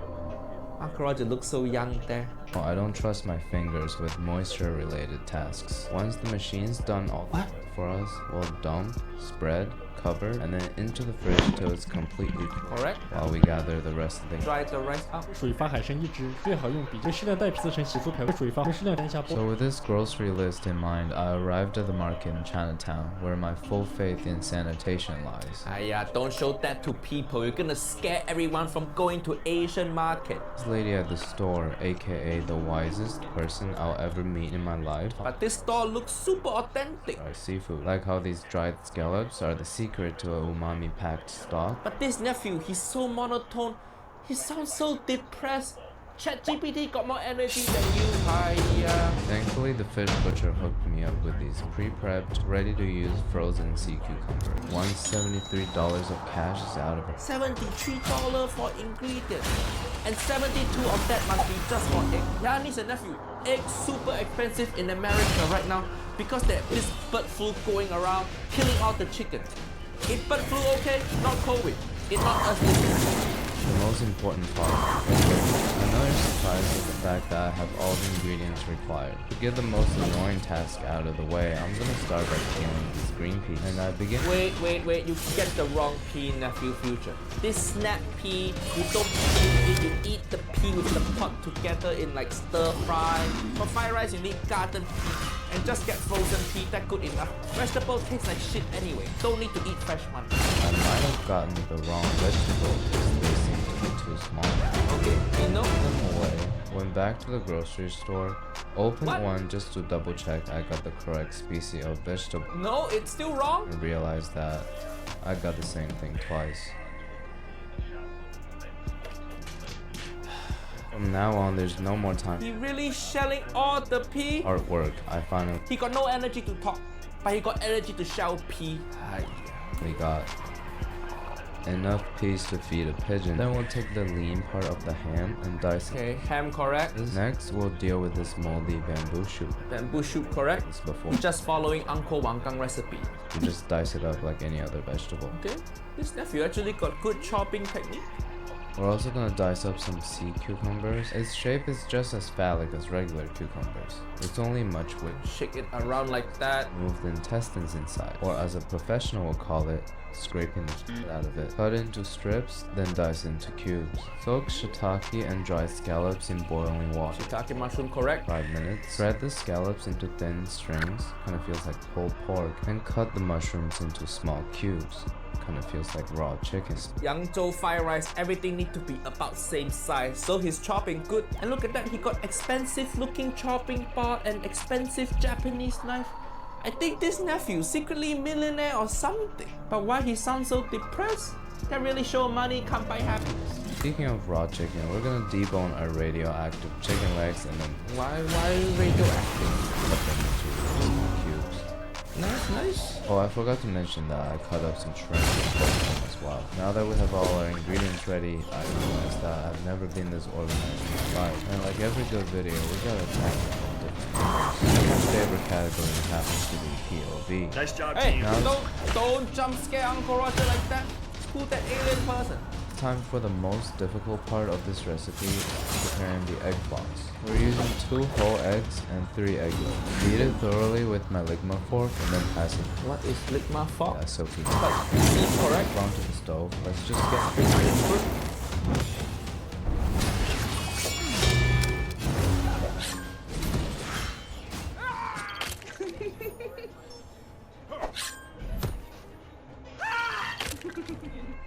Now it's time to make the egg.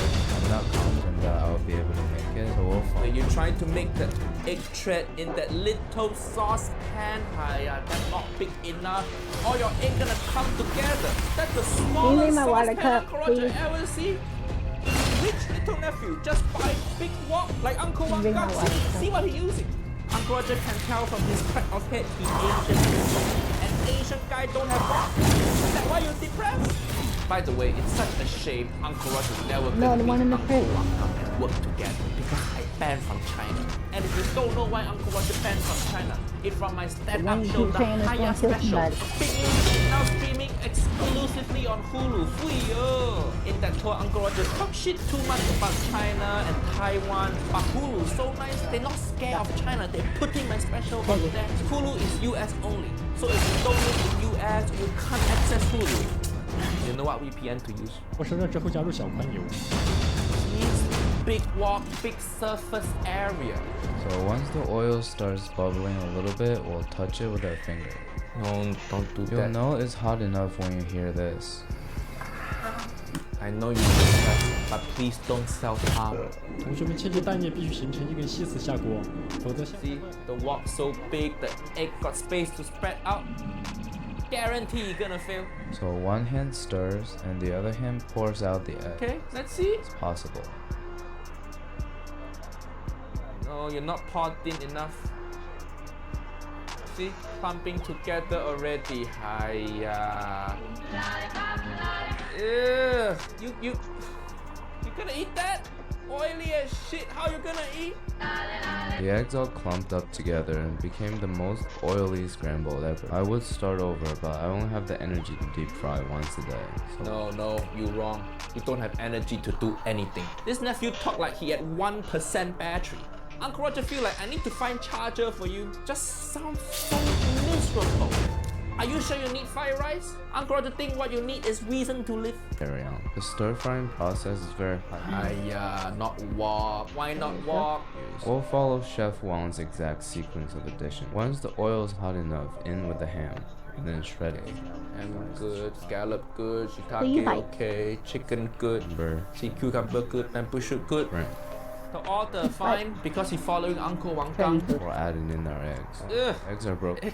Gross. Pieces. In goes rice and the green peas. Rice so clumpy. Followed by the first round of green. Punch your rice. I will season the rice with some salt and soy sauce. Stir that to combine thoroughly. And unlike me, the spring. Maybe some MSG.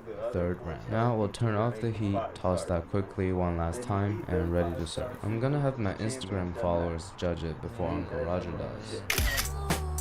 The egg don't look any different from regular egg fried rice. Uncle Roger, something.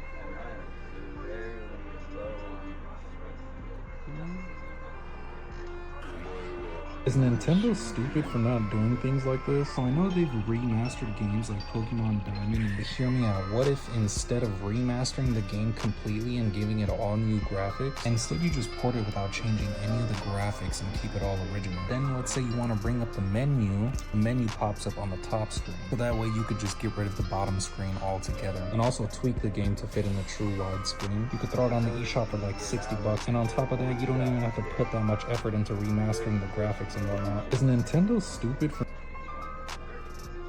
This was me and Baby's point in this video. Is Nintendo stupid for not just porting over the old Pokemon Diamond and just putting it on a wider screen? Like, y'all still could have remastered the graphics the way you did, but could have kept the same game and just ported it. Took away the bottom screen. Sorry? This Yander Prince is so doty.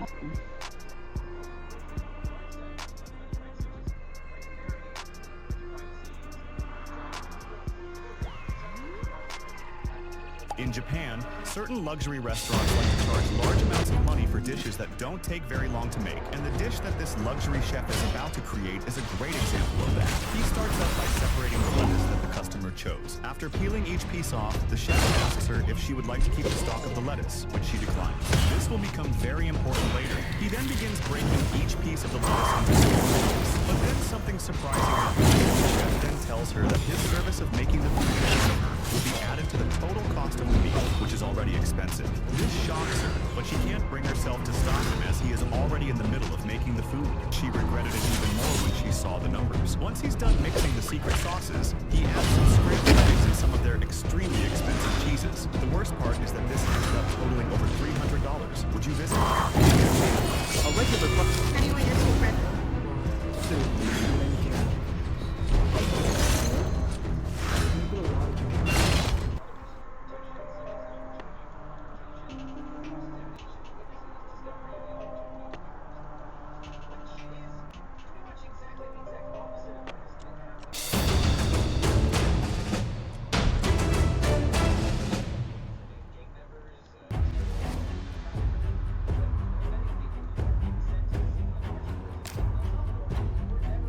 All done.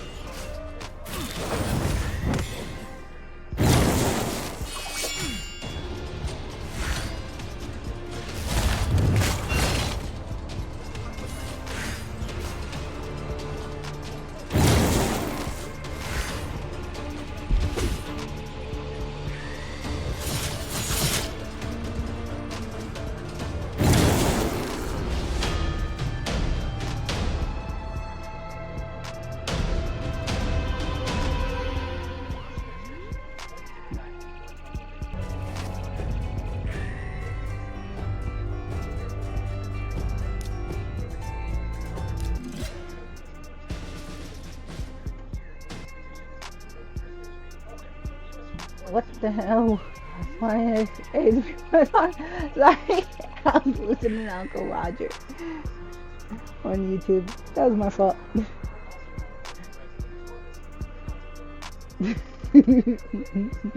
I was listening to Uncle Roger while I'm playing Raid.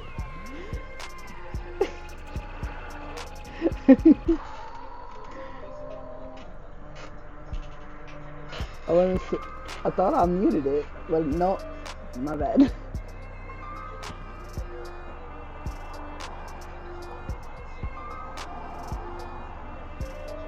You and Hairbait streaming at the same time. Hard as I want to stay with.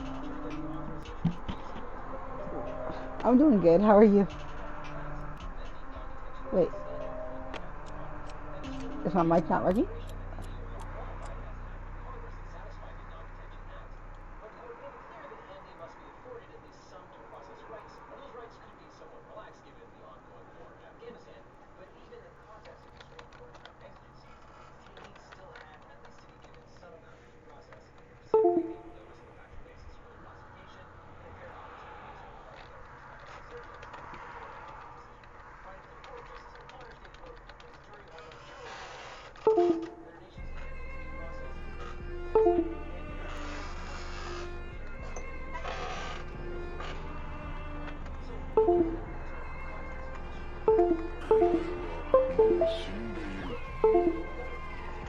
Why you being a butthead?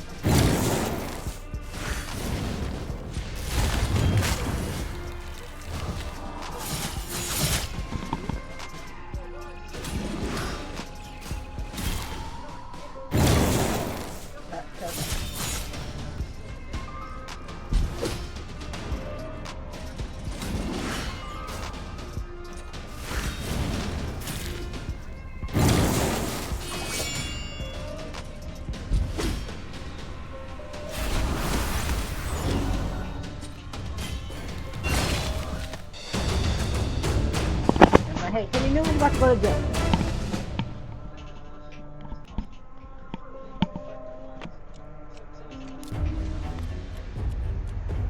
We can't beat 60 yet. Check my POV in the Discord server. Okay.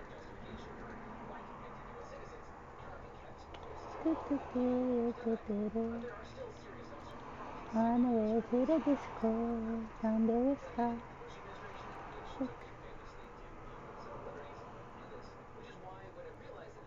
So it's midnight?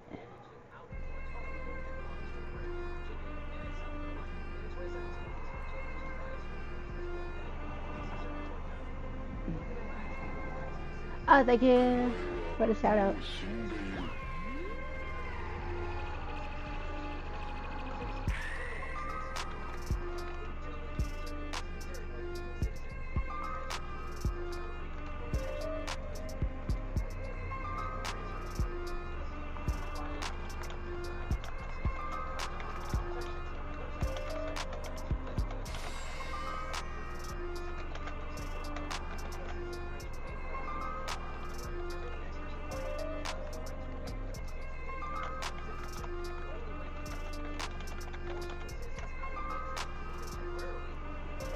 And this stuff. Almost level 30.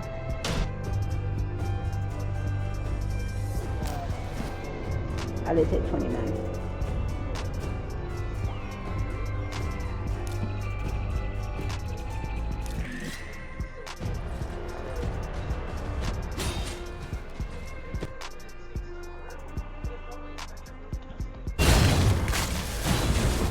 How'd your day go?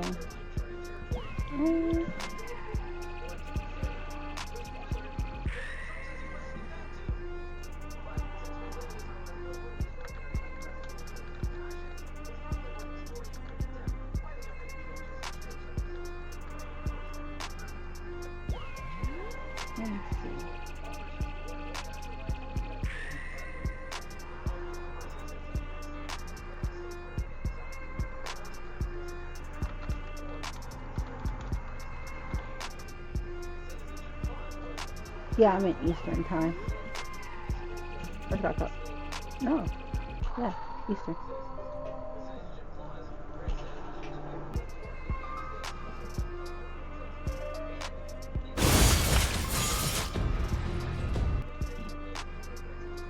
I'm trying to finish the game, so if I understand.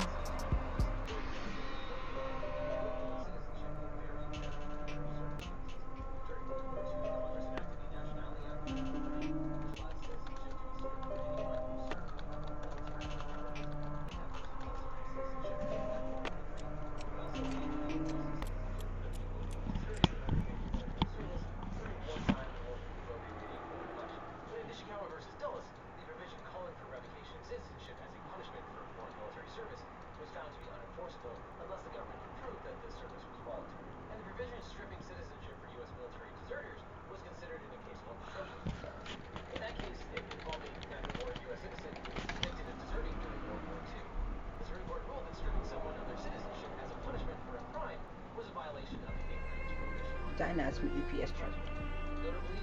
Well, military. Semi. It's 1 a.m. to me. I'm gambling about. It's 1 a.m. for you. Yeah, it's 5:44 here.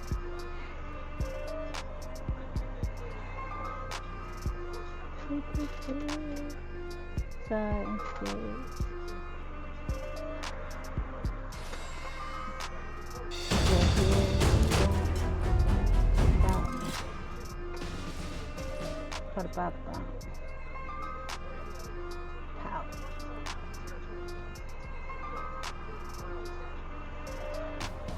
Look here.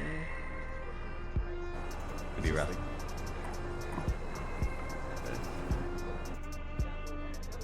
That's not what I want. Copy.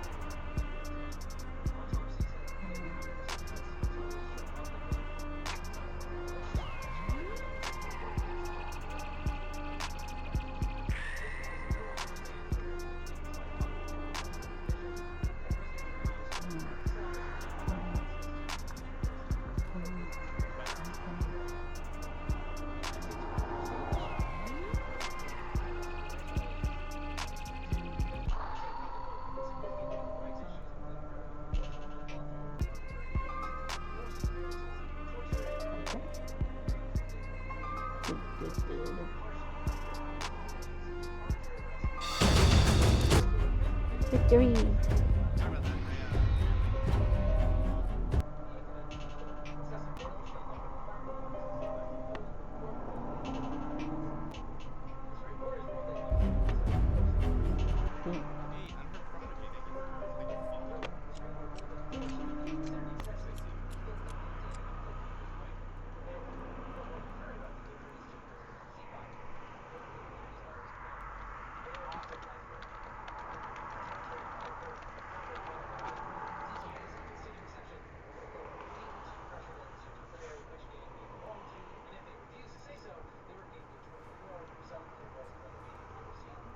sweet, you are signing. Sweet. How's your day going? But yeah, that's dope. I have another server that I'm a part of that helps get streaming stuff up and running. We're early in it right now, but if you ever want to join that one, I can send you guys a link to it. Yeah, he's in the Discord that I was in right here. What you been up to, Prodigy? What you been up to?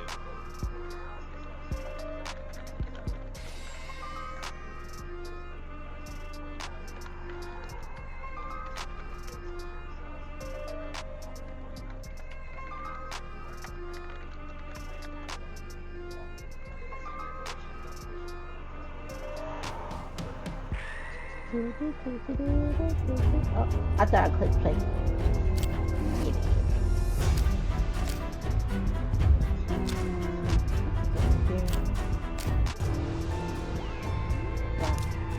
Oh, for sure. Mech, yeah. Like I said, I'm a part of another server that like helps streamers get up and running with their stream setups and stuff like that. If you ever want, I can always like invite you to that as well.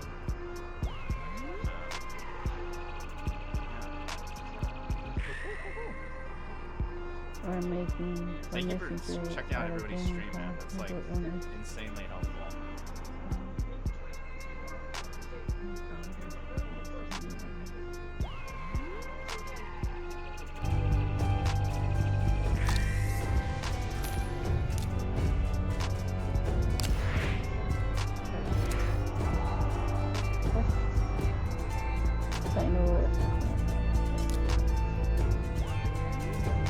Oh yeah, getting into a raid shadow bit.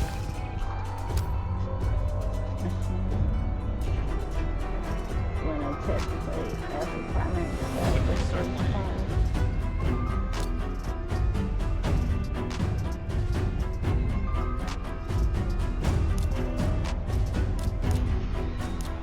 I've been playing for about 30 days, a little over 30 days.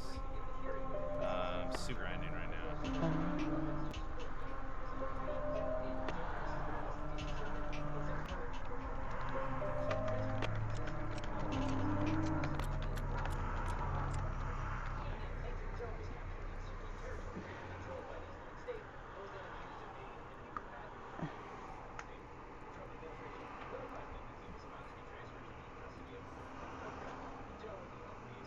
Day 3, nice. Have you been, did you give yourself, and you use any of the new user codes or anything like that? Whose code did we use?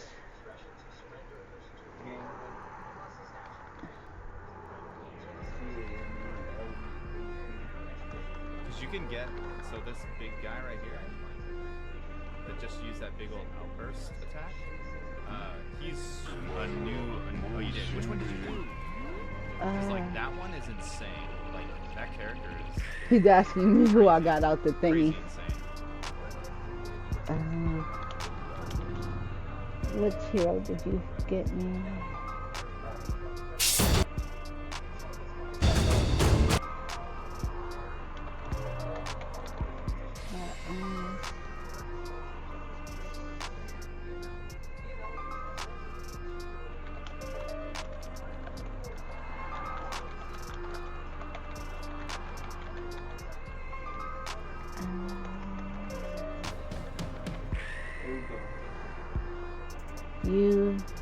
UOG.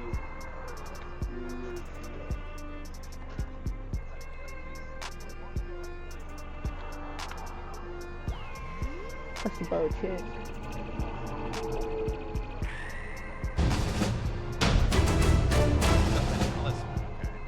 Elenari and yeah, I did join a little late, but I feel like the Supreme Galgek guy is way better than Alice. I mean, she did a shit ton of damage, but I feel like the Supreme Galgek and this character, the healer, is such a good combo. He joined 3 days after they stopped doing Alice.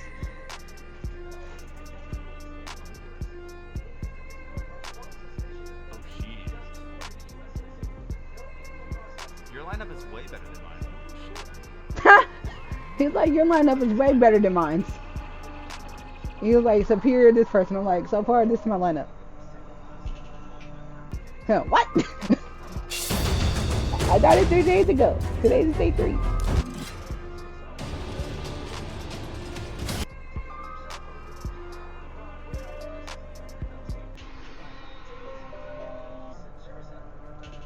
I can't hear.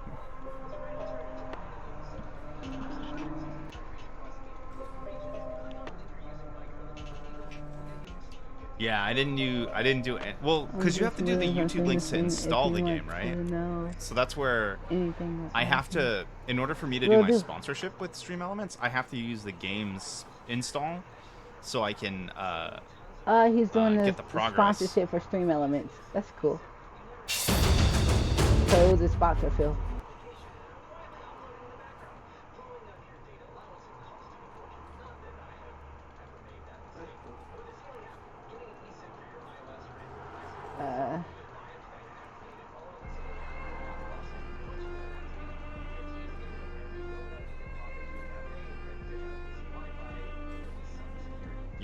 Yeah, I had to use, if I didn't use my link, I wouldn't be getting any money for the progress. And that's a super good combo.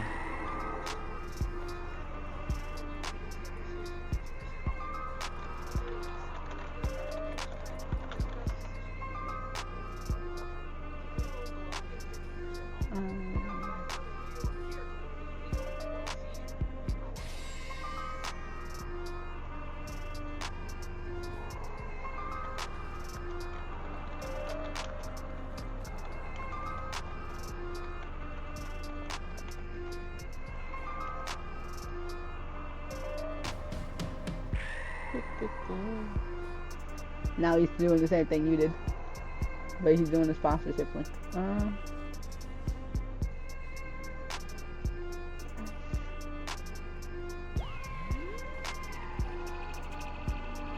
Might sell my account. Yes, he got lucky. Let me check it out. I don't understand how lucky you got. But Meech wasn't here when I got the one that you put in the vault. Meech was asleep when I got the one that you put in the vault. No, I didn't show him that. Let me see if I can find it. What is it? Champion vault. Best rare in the game? Oh wait, is she? Who is this?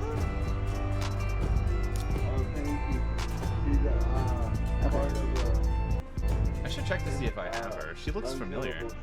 Okay.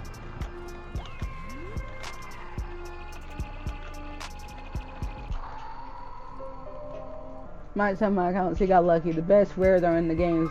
She's void rare.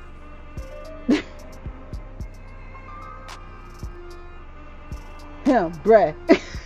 I'm like, I got Painkeeper last night. Bruh. What the fuck is this rare? Heal reduction. Wait, she can put. Wait.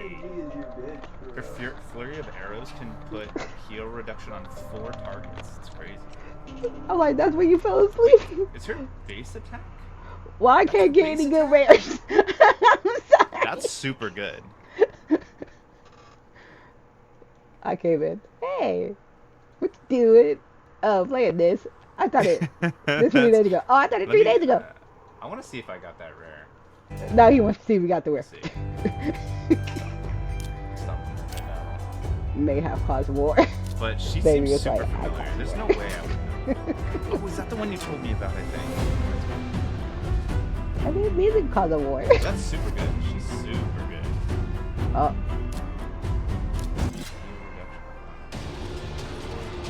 Like for real, playing for 3 years and not getting her. Oh. Yeah. I'm sorry. It's not bad. That's not.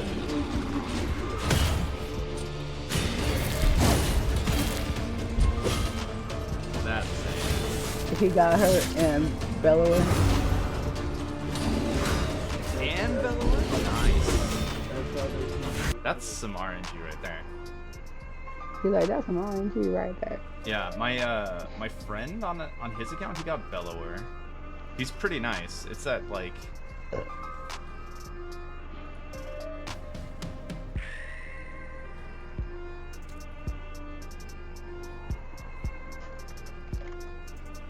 Meanwhile, I'll bring in baby's account. Well, baby got this. That friend started a year ago. Baby's been playing longer than that. Baby,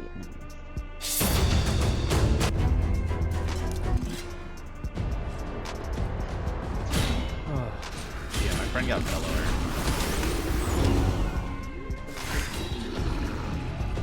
I can in the Discord.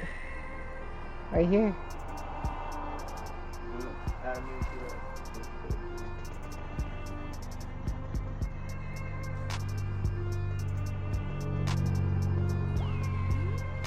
You know what?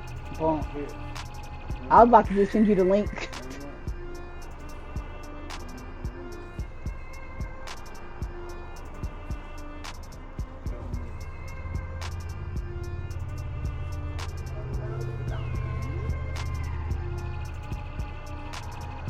And another even better boy legendary. Or no, not Huh? if I did. That would be sweet. He knows I'll be bullshitting. He's like, wait, I'm watching your stream. How?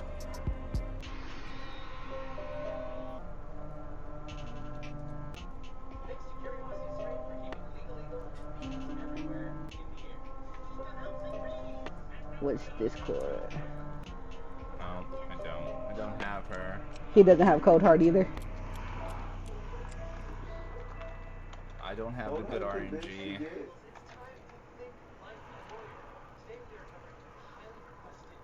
I sent it. And he didn't spend anything. Where am I at with the event? Let's see. Oh yeah, I'm grinding. Look at that. Who, me?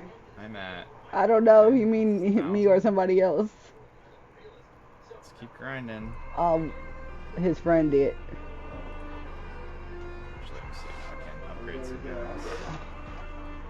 I did not. So this.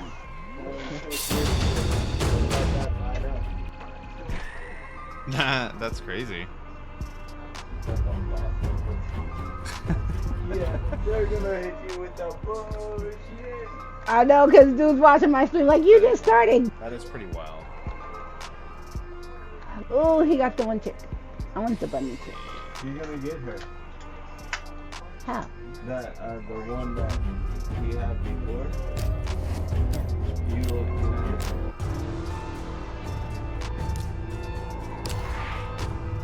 Next level. You got one more level, baby. At level 30, you can get the new epic builder chick. 6%. Blech. Play them all.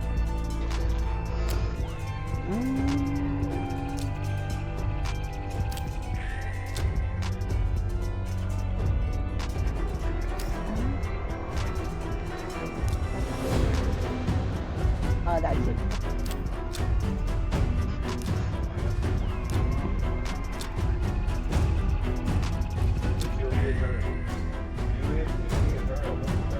Okay. I'm trying to do this.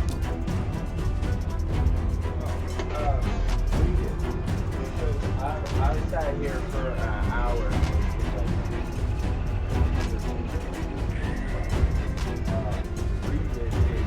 This is basically all first level.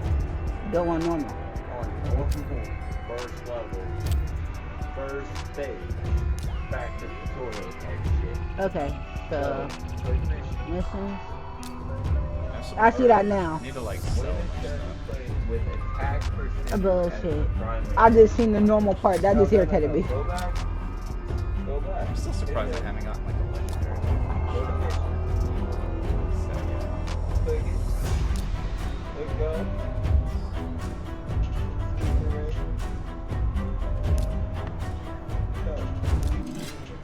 Super super rate because you gotta get attack percentage. There's a certain one you gotta get. He said, question mark?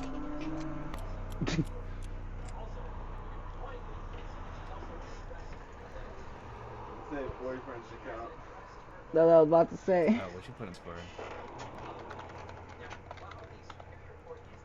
He's like, what'd you put in Discord? I'm like, oh, now this guy about to be mad about your account too. The other person. Join General VC.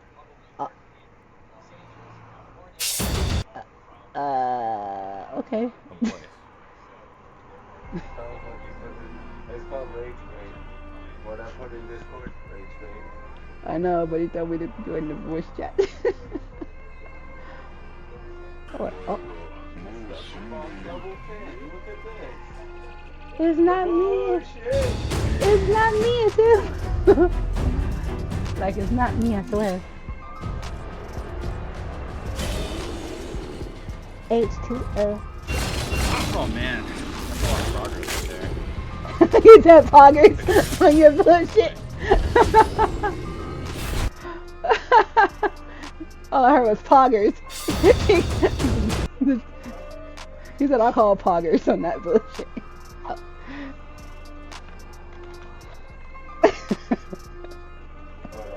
Yeah, he's like poggers. I'm like, that had to be towards when I put in the Discord. If I just had it, I could take it so far with the right pair.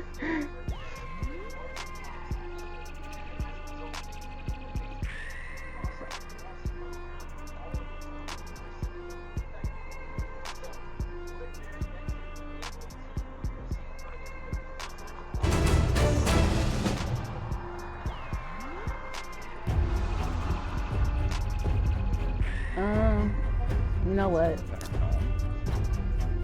Take out these two. Fuck it. Give me a cold heart. What? Don't throw her in? Look, I'm. You see my response there. You just said cold heart, right? That's how important it is. Don't fuck her up. No, I'm trying to level her up. That's perfect. Yeah, Hey, what did you say about this guy?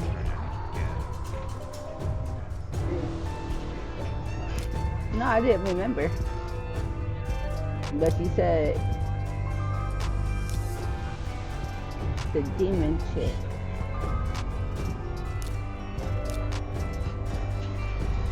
Wait, this guy kissed? Oh yeah. Should I use shield on this character? She adds the shield, right? Wait, get out of this.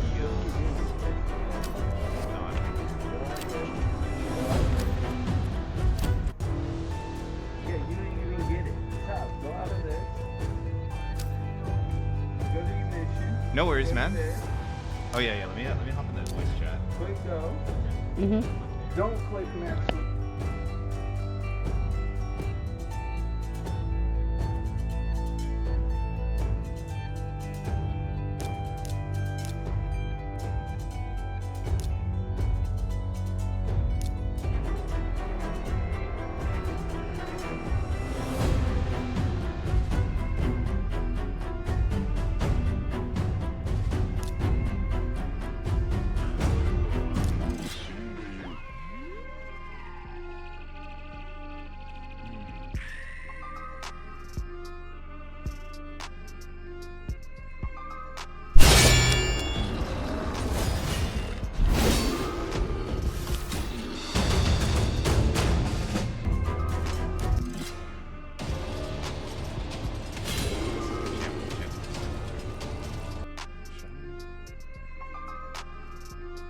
In the corner, like, quest complete. Okay, keep fighting. What?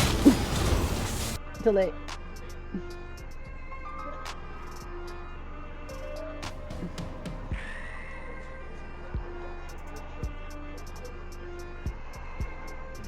Download Ray's Shadow Legends now. That's something I should get from... Don't know when I make it, then I'll make it. Get a second turn to heal? I got a lot of good healing stuff. Oh, my bad.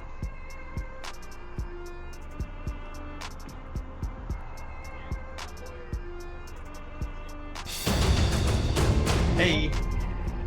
Hey. Hey. Wait, what? Hello. How's it going? You playing some raid? Yes. Playing some raid? Nice. Nice. It's like I heard an extra hello. I'm like, wait. Like, where did that hate come from? Like, what? So Thursday, 21 Ohio, Dragon Player. Dragon Player, Dragon.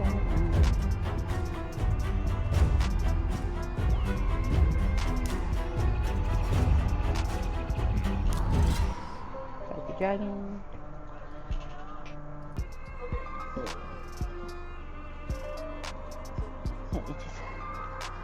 I'm gonna be right back. Yeah, no worries. Yeah, no worries.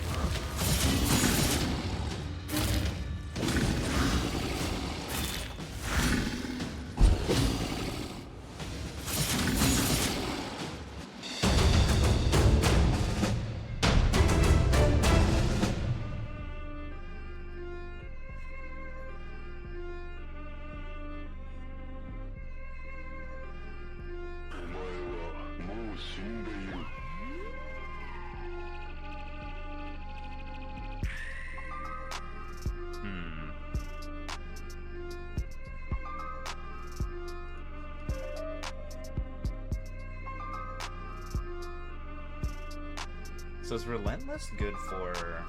I know he's good for this guy.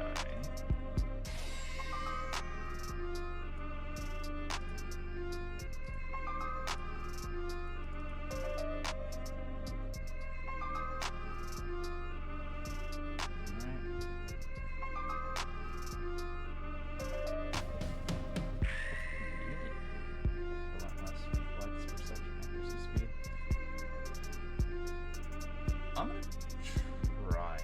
Probably should not do it until I max them out, maybe.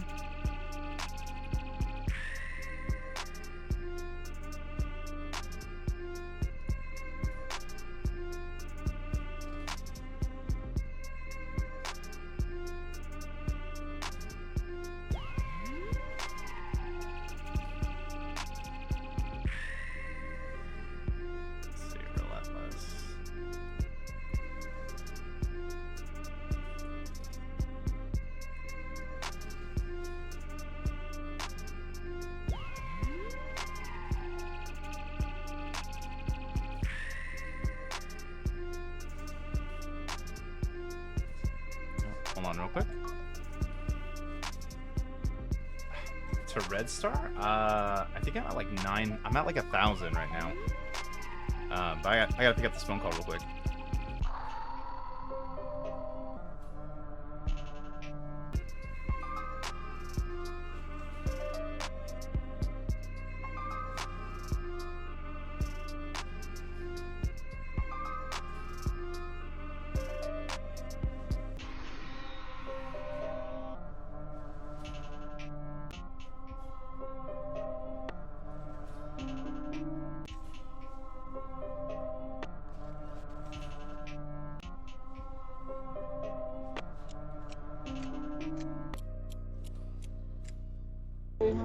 I'm back. Hey, good boy. Hey, the bear. He's a good boy. Fine. Oh. Did you get discovered missing? Hey, Pepper. Get out the trash. No. Sit out the trash. Sit down. Sit. What? Good boy. What? Good boy. Good He's boy. a good boy. You're just a good boy. Okay, I'm back.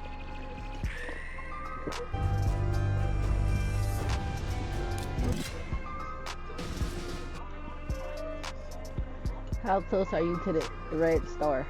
What?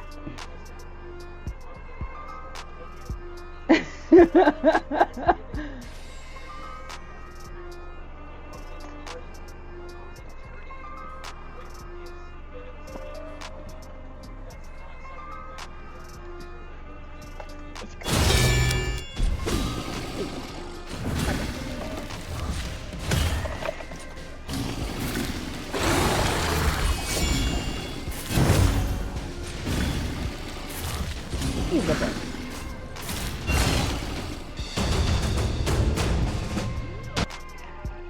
Okay. Hi, Bear. Hello? Yellow. You're just a good boy. Hi, Bear.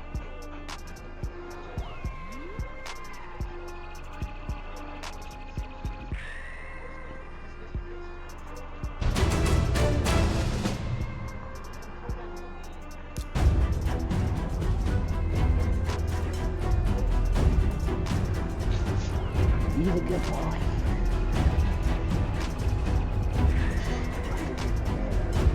I know. Bear, your paws are heavy. Thank you.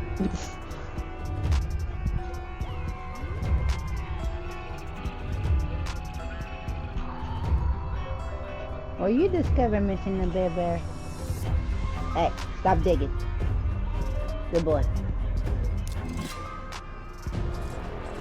No.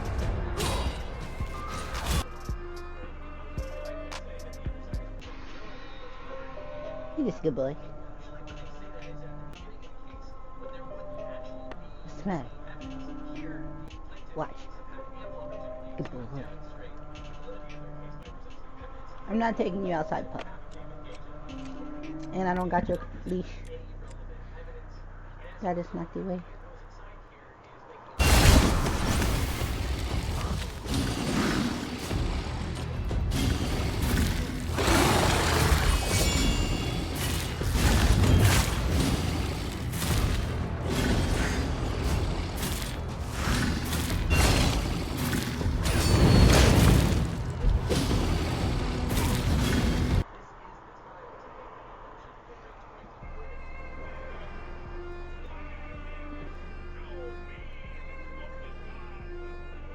Ooh.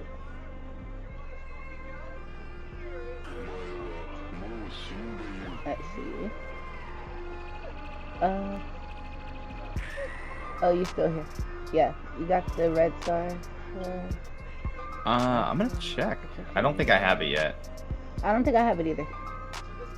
Like, cause I'm just trying to smash through the event. No, I need a few more. Well, puppers. I'm sorry. What, you gotta go out? What?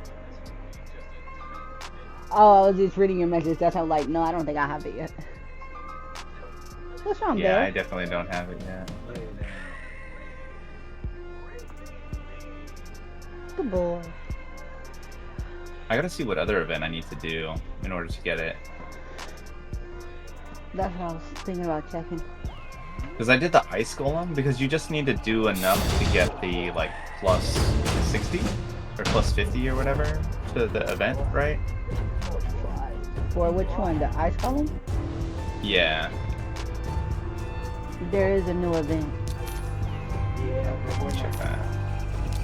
It's one of those things that When boots. Boots.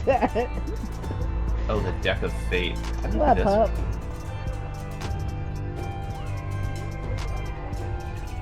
Come on, pup. I'll take you back. I'll be right back. Yep.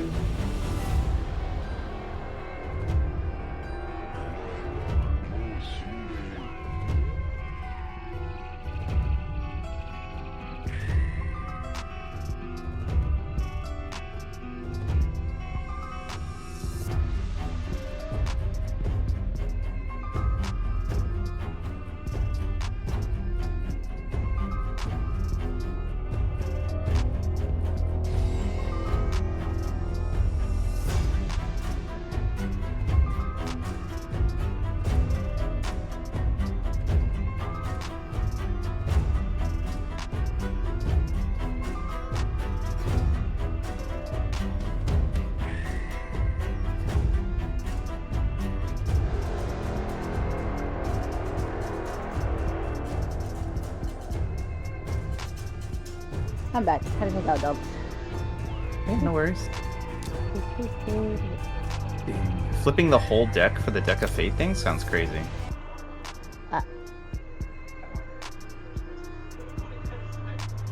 Who did that?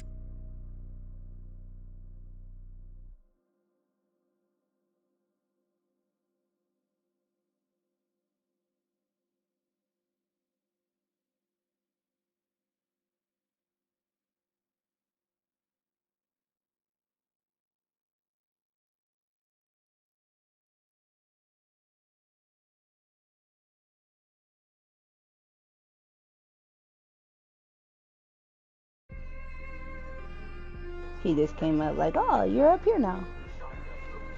Hello, pup. Shawty's gonna be sad. She's gonna miss her doggo. You keep coming in here.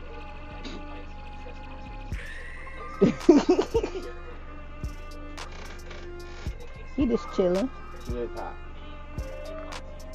You want the parent pup? There you go. Huh, what? What is this? He was wanting to look out the window because you let him do it last time.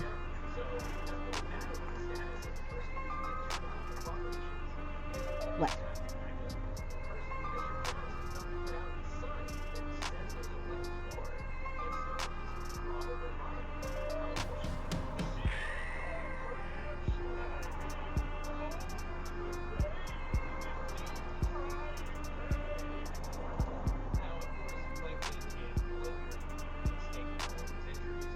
Why are you depressed, doggo?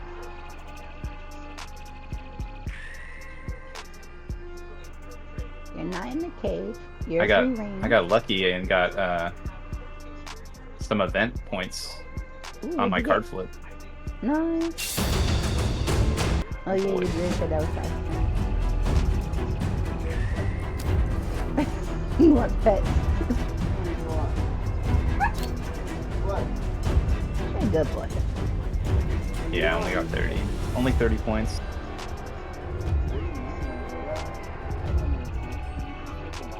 Yeah. I think he wants to play. We'll go play. We'll go play. Go play. Go fight Gizzy. Go on. Go get Gizzy. Go get him.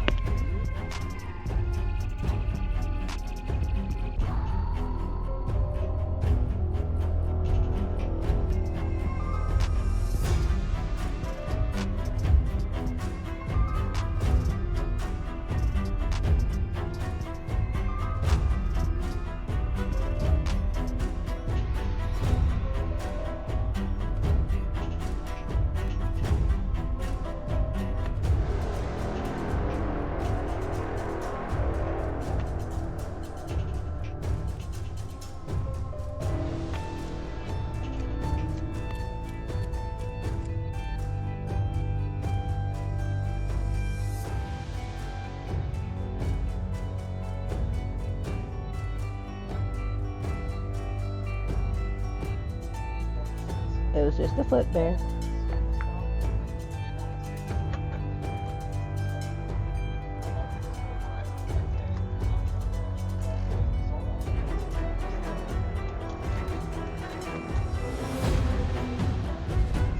You don't gotta sniff everything I pick up. They don't put.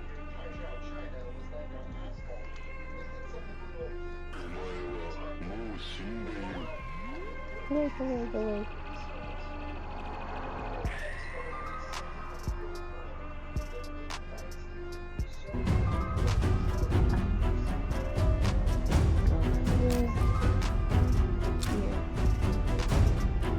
Ice cream man. Ow! What do you want?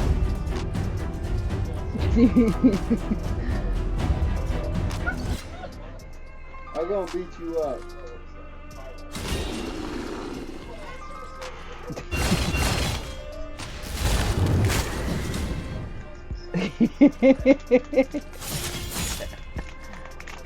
He's just a good puppy. Oh.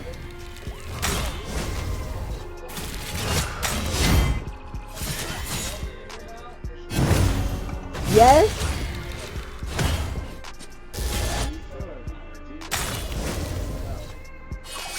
You might have to go back out, but he did go pee. He didn't poop anywhere.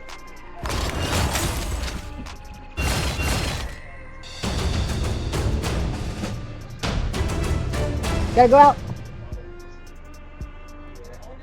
Okay. Hello? Hello?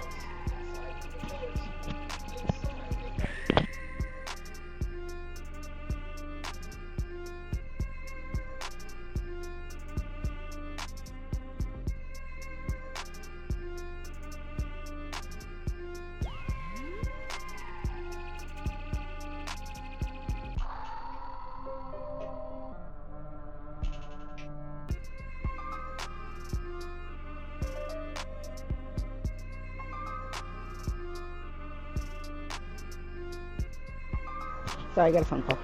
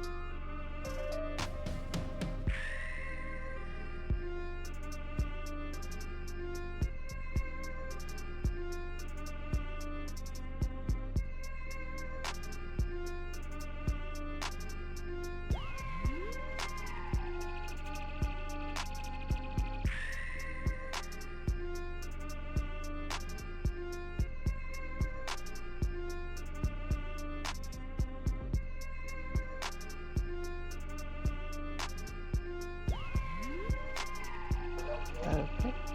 Do this.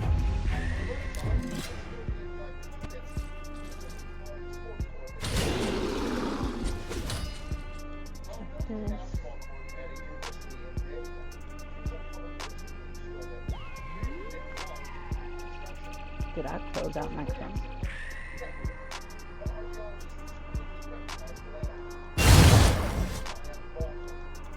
I did.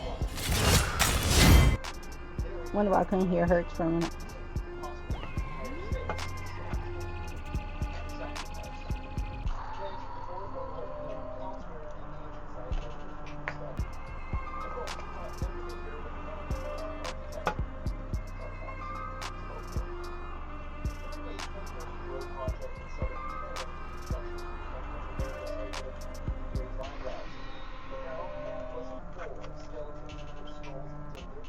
Read, come out, please. Thank you.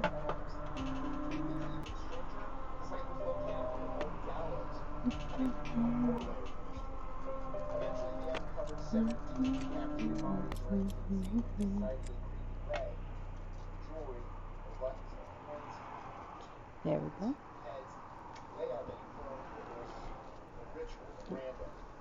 Experts later identified it as a classic example of a post-medieval anti-vampire barrier. 1, Back in the 15th and 2, 16th centuries, 3. the undead ran deep in Eastern Europe. And decapitation was one way to make sure no one came back. During excavations for Edinburgh's tram line in Leah, construction crews laid a massive pair of massive bones buried under Constitution Street. They're almost 5 feet long and Leah. That's why it's hot. It's 77 degrees. Indian summer.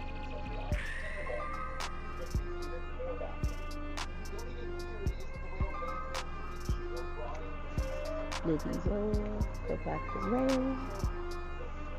Ray, let it go.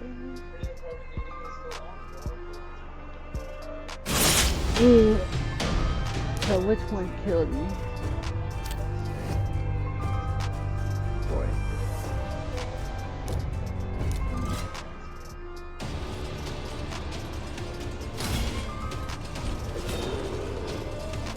Let's see why I got.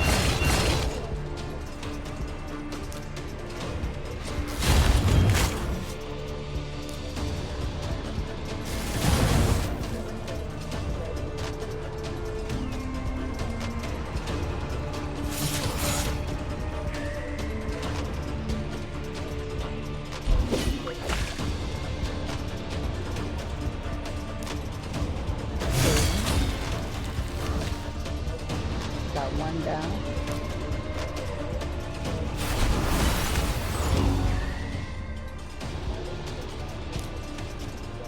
Again.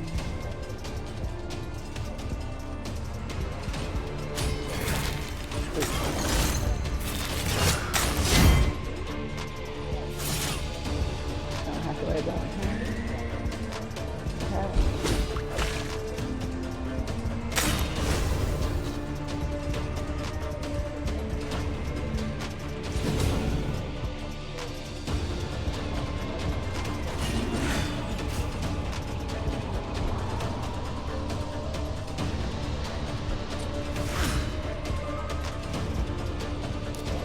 Okay. Perfect.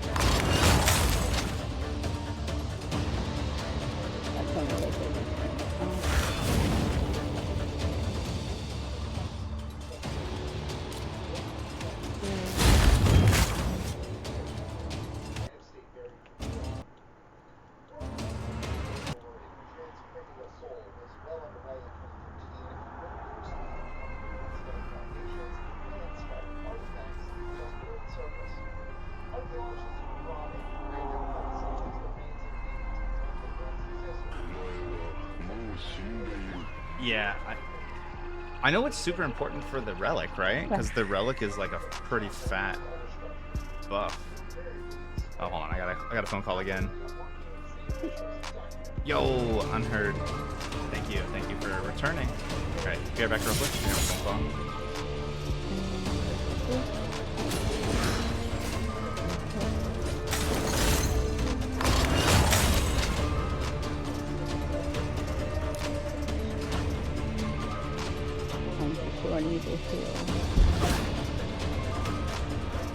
Oh, we got it. Alright, I gotta be back real quick. I go, oh, yeah, I had a phone call. Thank you. But yeah, I gotta be right back real quick. Yeah. I knew it. Okay. So I'm gonna update some stuff.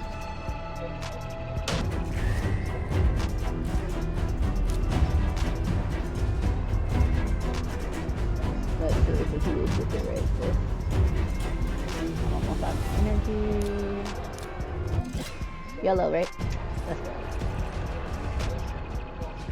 I don't.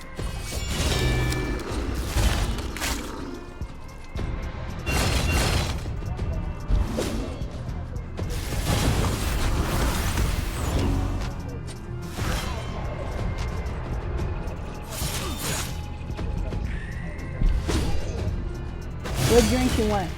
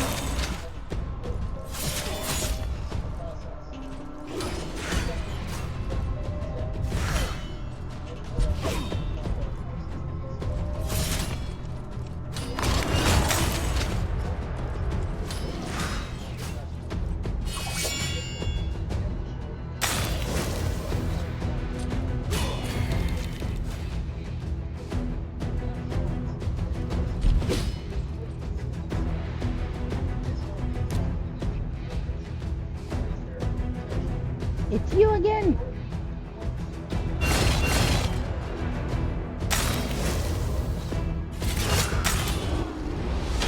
Got distracted by bear. He wants to come in.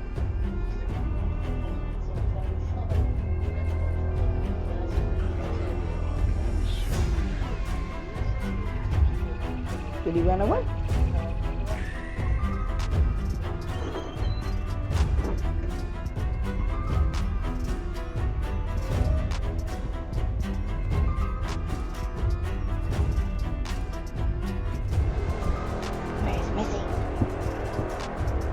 Huh? No, I was making sure he went back downstairs and wasn't just chilling in the hallway. That's all.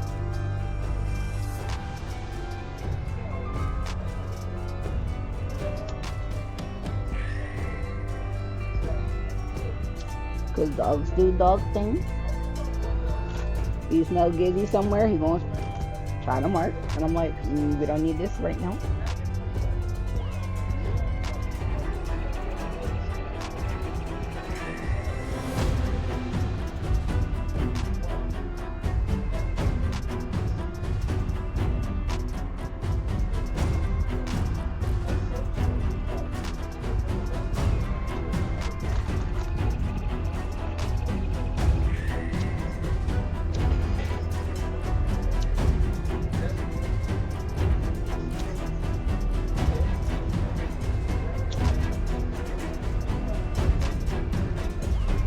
Meanwhile, somebody's drilling outside. I want that!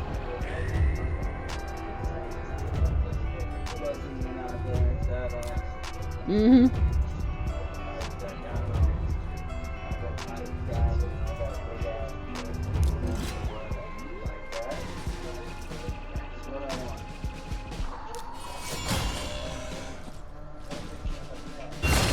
The blunt finger.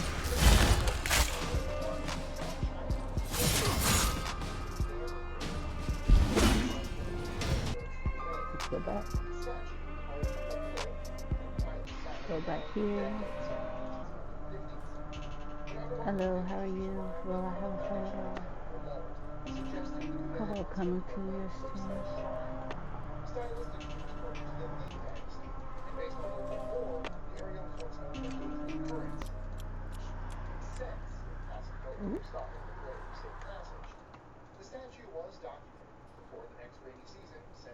Mine are hitting. Now I'm just confused.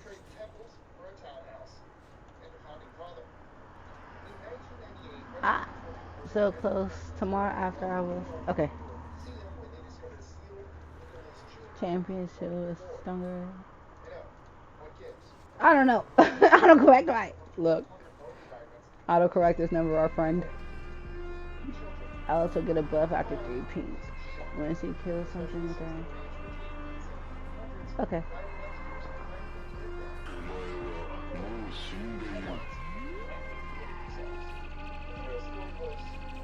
By the way, your boyfriend account. Hey, bad Steam. By the way, boyfriend account got almost as strong as mine. Your account is almost as strong as his.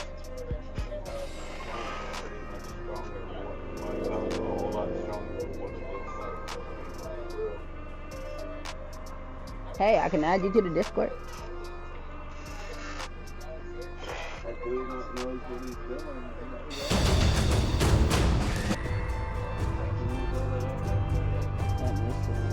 Boom.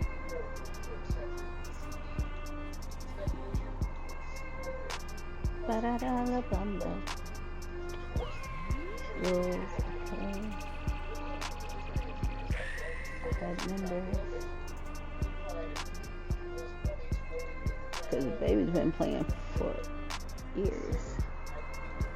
You know, I didn't realize it's been 11 years since I worked at Turkey Hill, and a lady reminded me today, my old customer. I'm like, it does not feel like 11 years.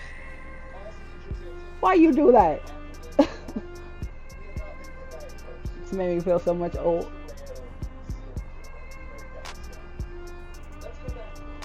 Now it's either grandma.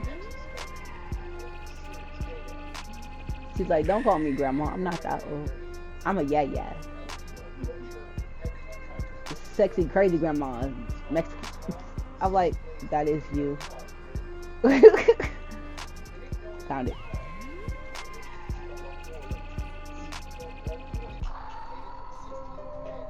Answer. Meet. Is it okay if I add someone to the server?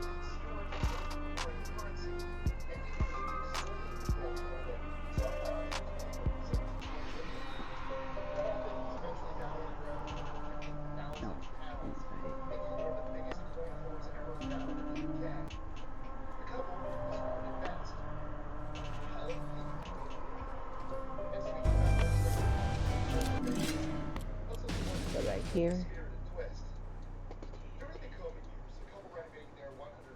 Like, it's a dead account. I can see he didn't play. Oh, he's been playing for years on that account. 6 years. 6 years total. But it's more of a collector playstyle. I already bought the gym line. That was the first thing I bought. The only thing I bought with gyms. And besides that, I haven't bought anything else. Tell them I play as a collector, not as a player. Oh, I can upgrade it. Go there now. Slots. Sounds good. That's like I'm a collector. He's a collector player. And that explains why. Go. Go. Go on. Him and puppies. Go. I'm back. Sorry, I had to step away. Oh, Alright, good. I'm back. Welcome back. I'm back. Sorry, I had to step away.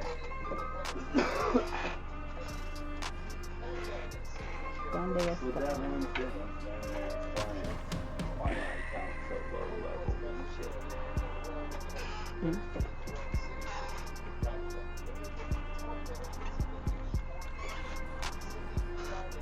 Yo, Mac.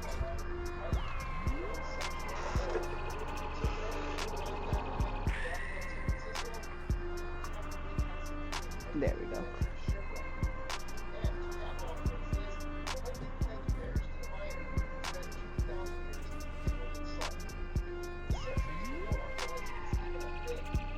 Because I said my stuff yesterday and today. If I just had it, I could take it. Now you can respond to him.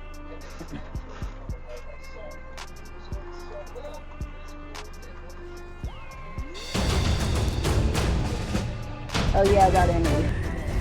La la la la la la. I did it to myself. Baby blunt.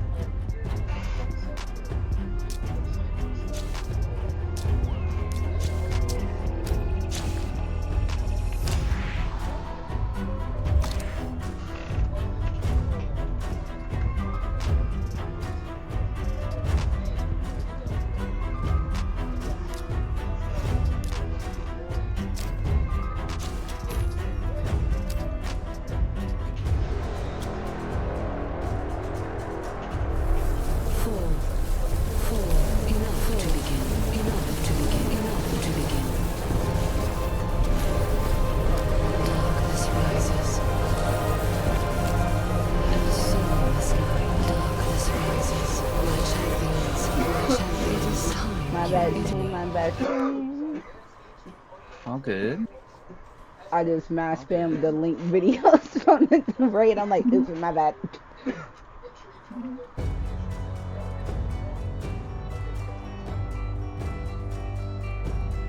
Let's see.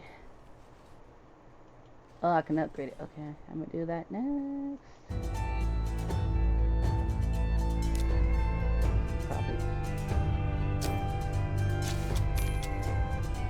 But yeah, Nick, I want to say thank you so much for being such a good supporter and super informed, giving information and stuff about this game, being super forthcoming about all that stuff. Super awesome. You are great, sir.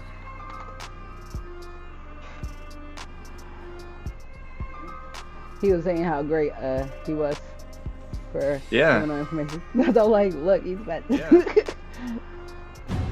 Super awesome. That's super awesome.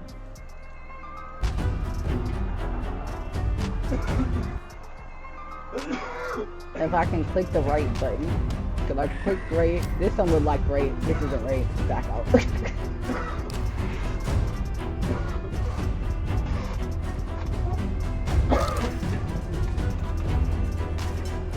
Okay, got enough energy to go back in.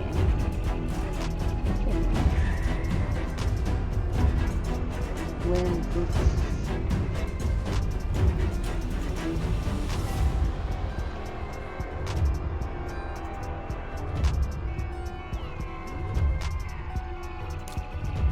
complete. Ooh. Complete all items. Yeah. This is how good Kevin. I know, but right now for me, he's squishy. Me. Why so weak? Dishonor on you.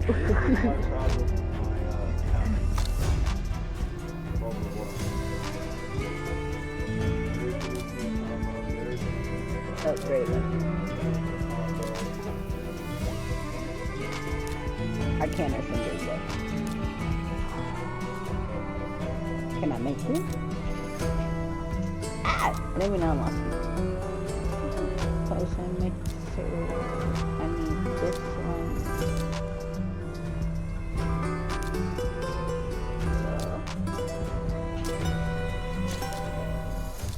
Boom. Boom.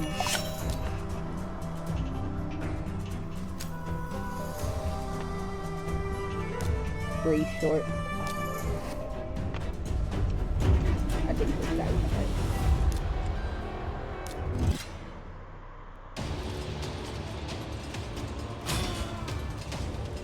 Yes, that's lovely, friend.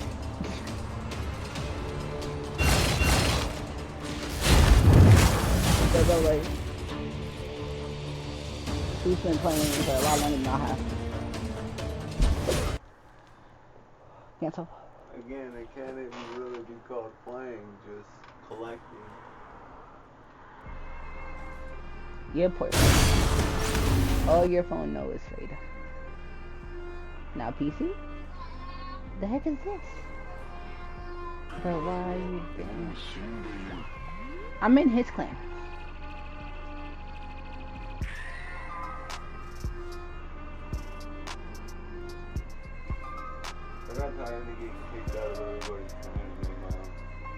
I know.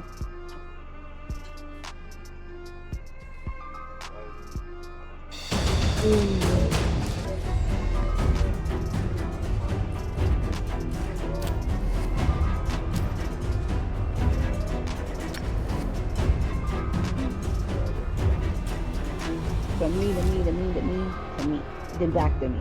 Cause why? Fuck me. This me on bullshit. I don't know why my mind did all that. Then again, me with my old RuneScape accounts. Go to Wanda 304. Bored of that. Go to Dark Love Saya, go mine other stuff.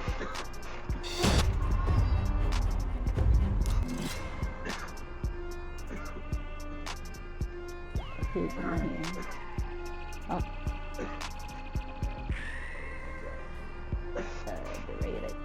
Raid? Yeah.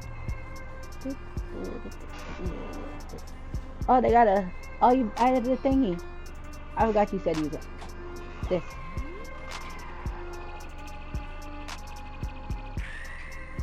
He decided this today.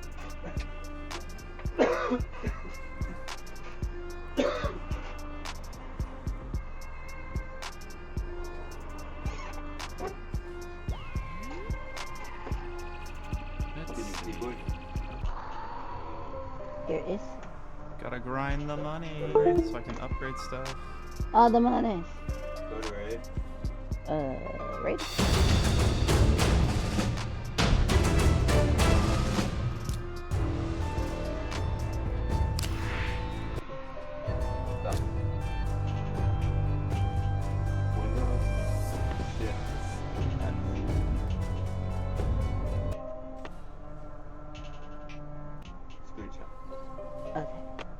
Now at this point, it's not going to take the screenshot until you click and drag what you want to screenshot. So it ain't going to screenshot the whole screen. You make your own box of what you want to screenshot. Okay. Like on the cut tool thing. That's going to help you with that Discord thing. That way, whenever they say, what do you want to build? What is your person? You ain't got to say attack, blah, blah, blah. You just screenshot it and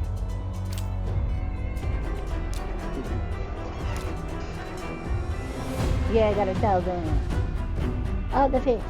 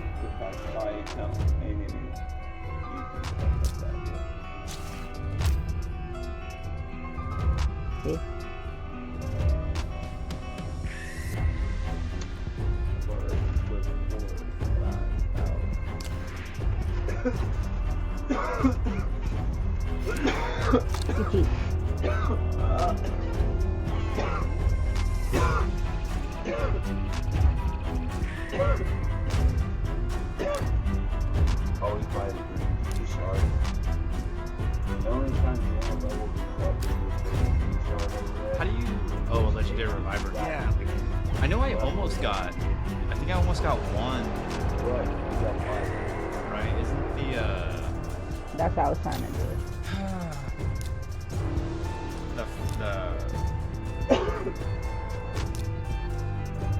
Yeah, that guy. That's the one I almost had.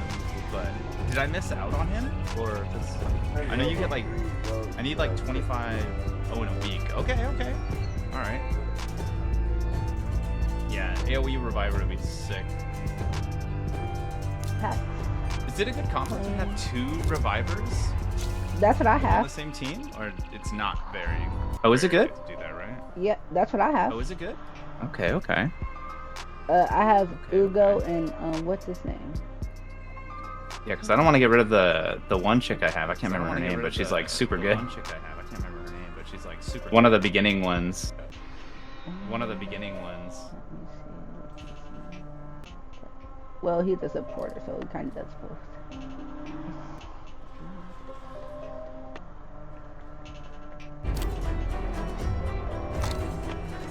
Not happening.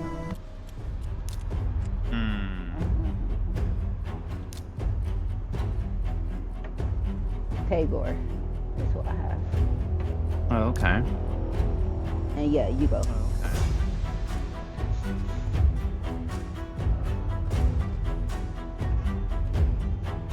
And they both revive too.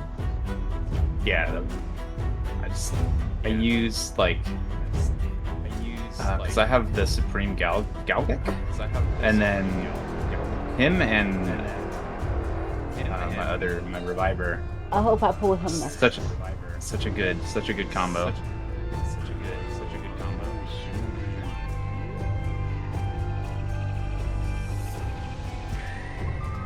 Okay. I didn't know if you needed help.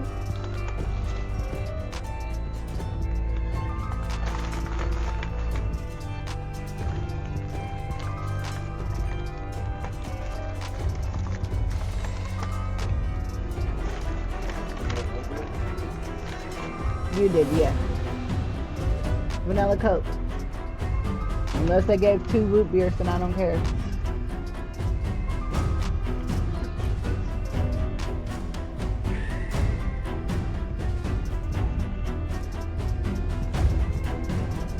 Look. It does, I'm like, it's kind of fucked because they both got vanilla in it. I think that one's yours.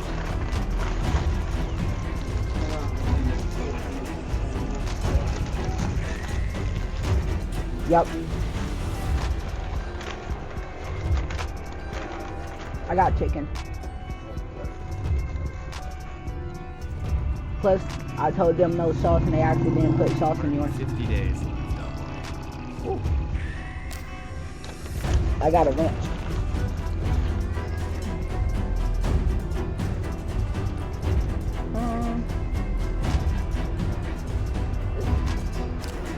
No. What was I doing?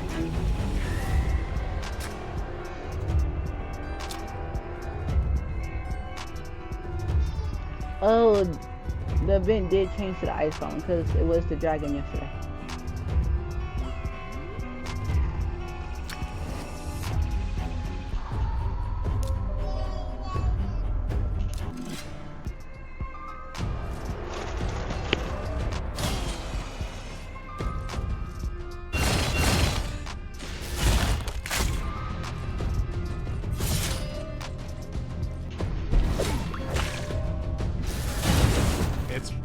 I feel like it's gonna be a long time. A year? Is it like a year, Mech? 2 to the frags every 8 days. You need 100 frags to get 1 to be able to summon, right?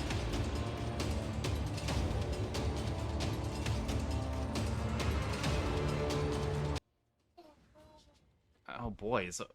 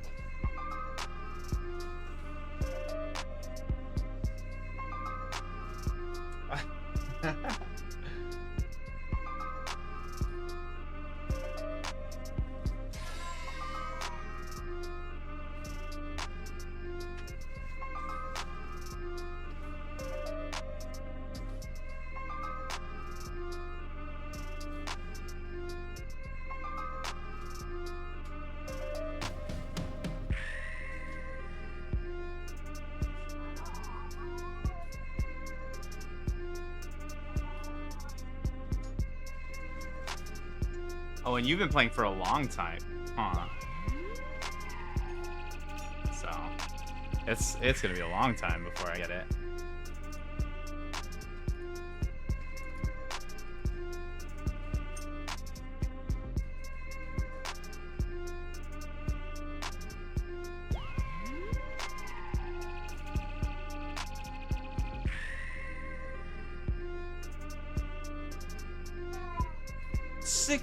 $36K? Oh my. That sounds insane.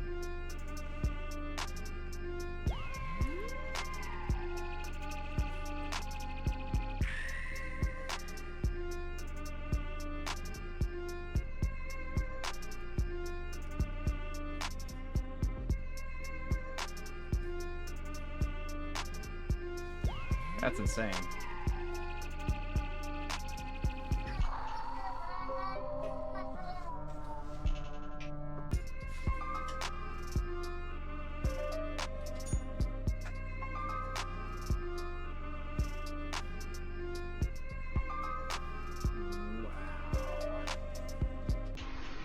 That's super insane. Wow.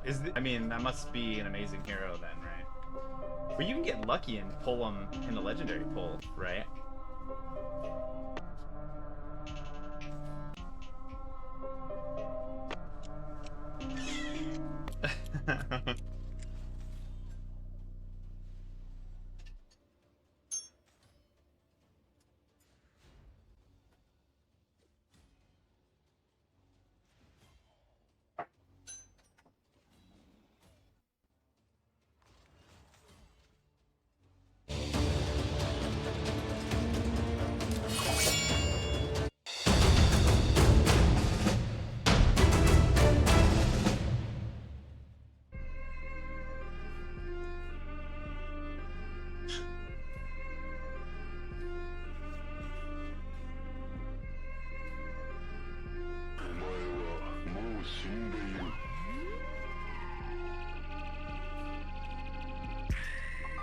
Two frags a week.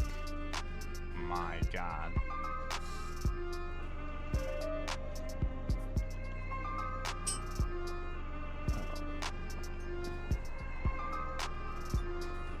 Oh.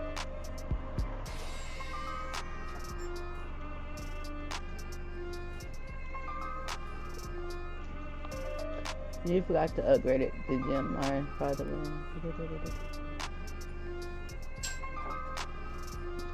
Oh, it's that one. Okay.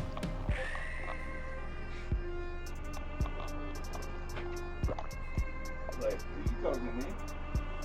I was about to say, I know you ain't talking to me now. No, I was reading the message. Oh, the clan shop. Yeah. I didn't know you got a gem. I'm not even high enough level to even do any of the clan missions, so it's not like I can help with that. The clan missions? Yeah. Yeah. Let me see. Yeah, I think I'm like way too low level to do any of the clan missions. I'm like way too low level to do any of the clan missions.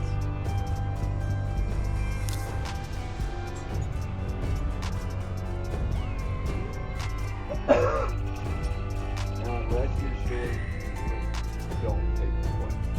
Because once you take it, yeah, it takes it for everybody. Yeah. I did that on accident. I snagged one, I was like, oops. I did that on accident. I snagged one, I was like, oops.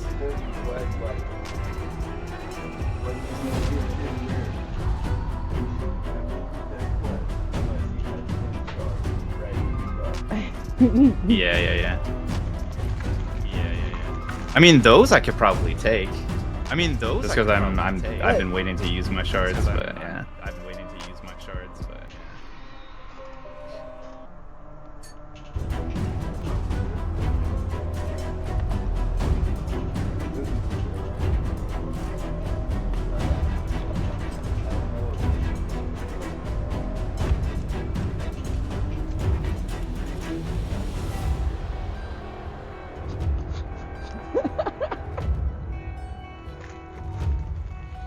It's not funny, it's just like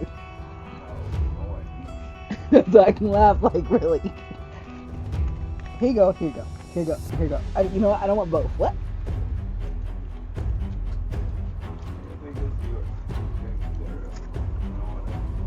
Got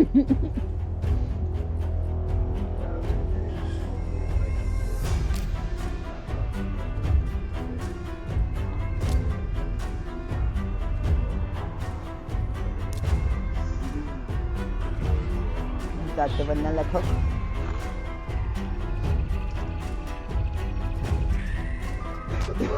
I just thought it was flat. I'm like, yeah, it's happened before. The shooting could have been out.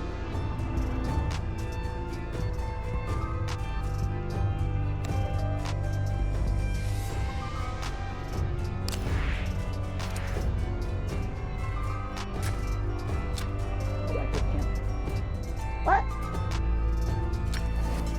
Another campaign?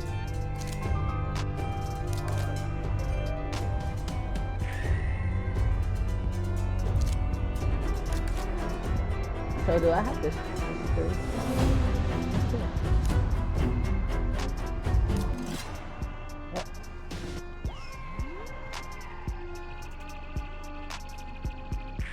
What about it? That's million. What, from me? Or his? That's 11 million damage in one hit. Keep.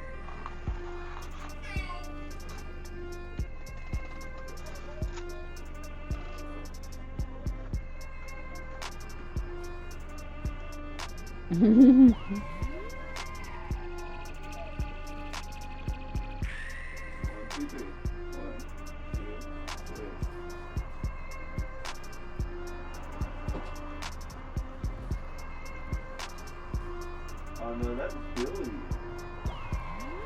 What the fuck?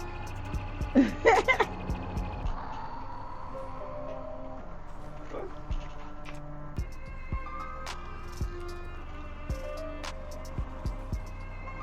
Oh, it's two different numbers. 64,000 and 112,000. Oh, that's not bad. That's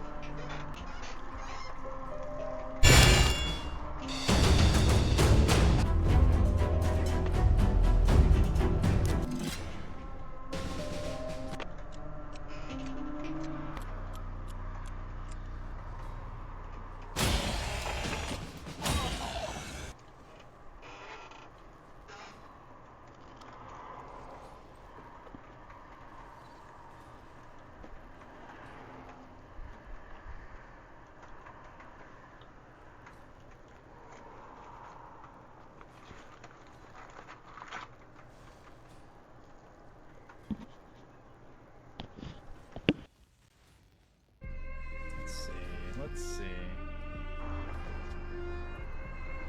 What's this?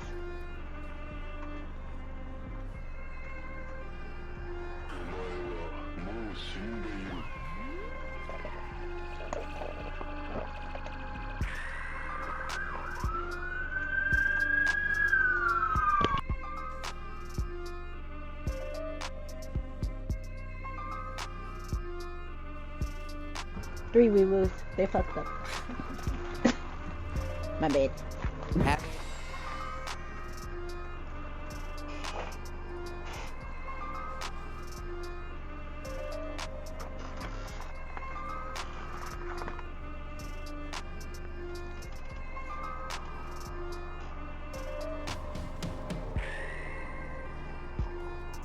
Oh shit.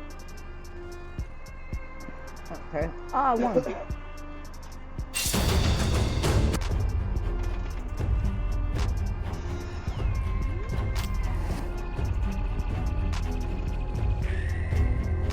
That is good. That is good.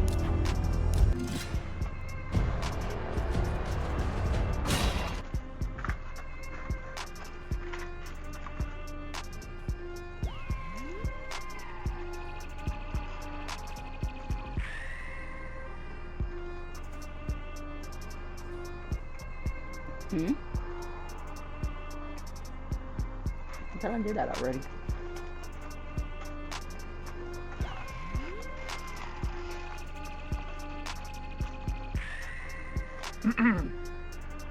Did I want to? Oh. Yeah, I think I'm gonna be on for a little bit longer. Look it up. I was just sitting here eating. Are you still streaming right now? Yeah. Are you still streaming right now?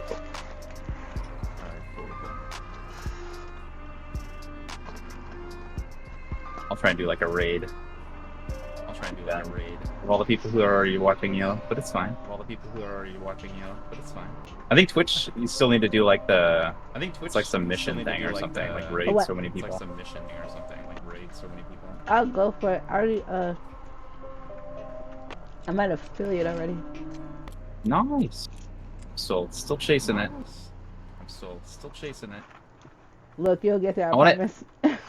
Yeah. I want it. I want to hit Yeah. affiliate before they get affiliate wanna to hit- everybody. I want to hit affiliate before they get affiliate to everybody. I didn't know that was coming up. Yeah, it's coming soonish.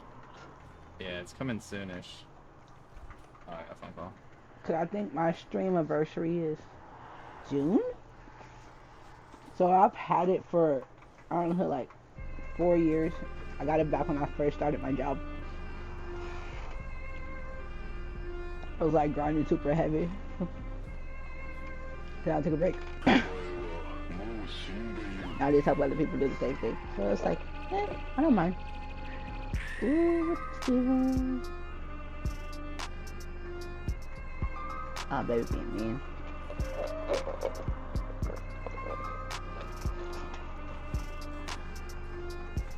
Where's the other chicken nuggets? I swear if they're not good like yours, I'm gonna be mad. Okay. Alright, I'm back. Welcome back.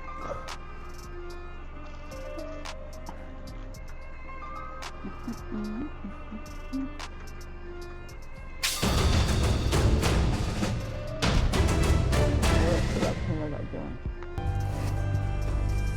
Oh, the boss.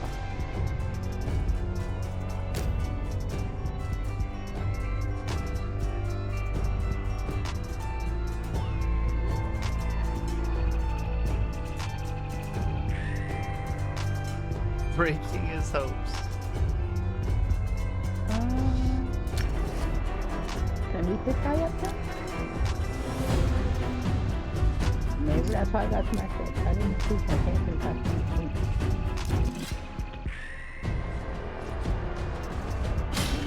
Try again. What? Oh no.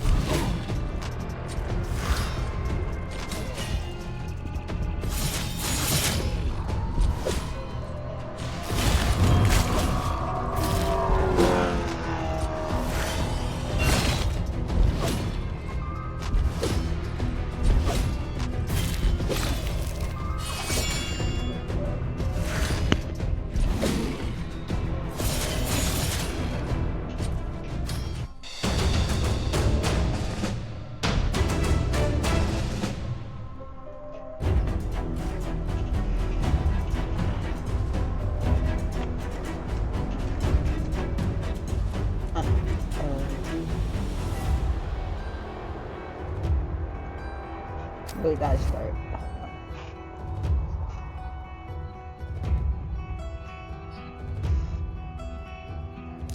Maybe I can. Let's see. Take her off, but you go back on. Start.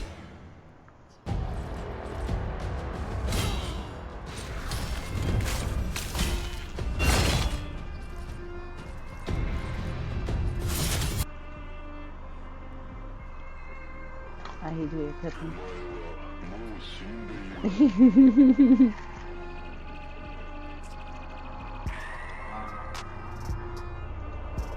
Oh yeah, so I'm sorry about my. I'm putting a lot of weird words in these things. If they're listening to you.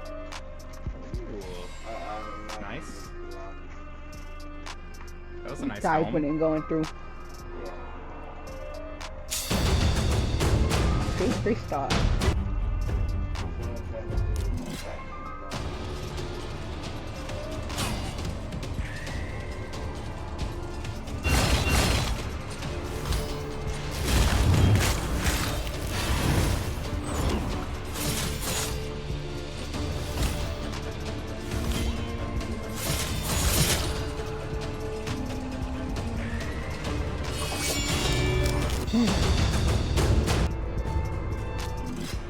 I'm going to a 3-star in the map.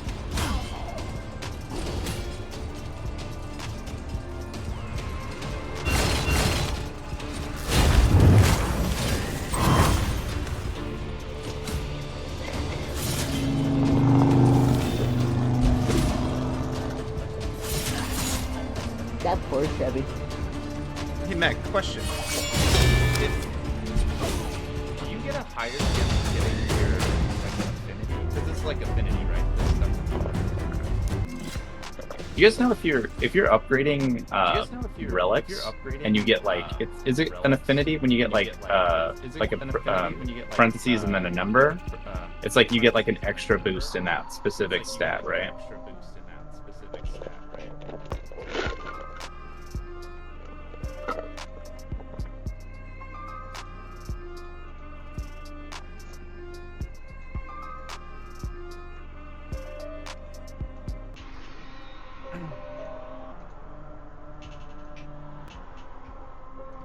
Where's chat?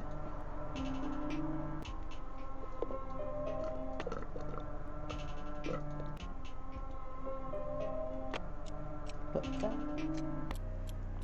back to raid. 6 out of 5. Keep going, fuck it.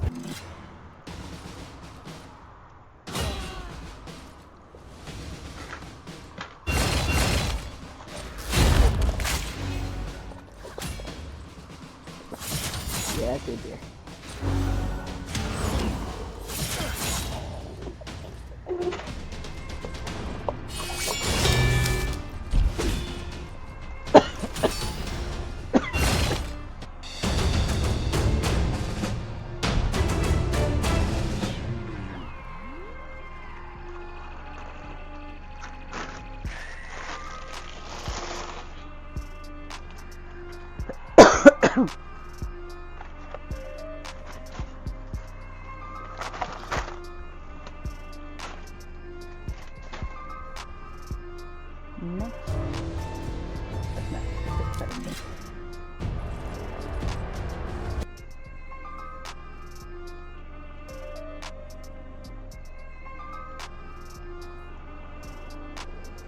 I need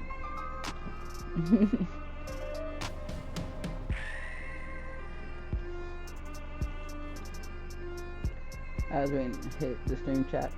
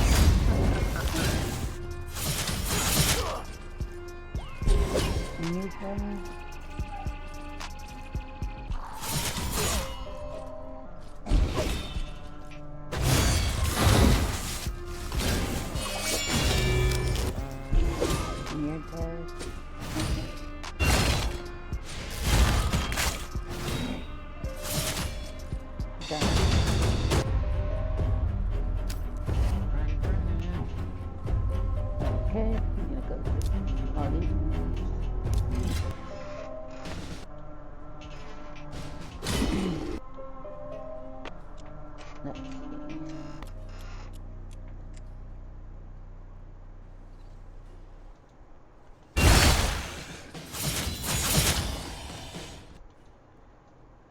Cause this so.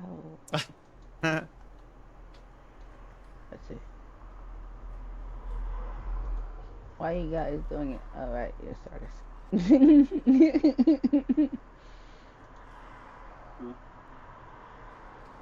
It's older players. It's older players. Charging the community. Oh no. Charging the community.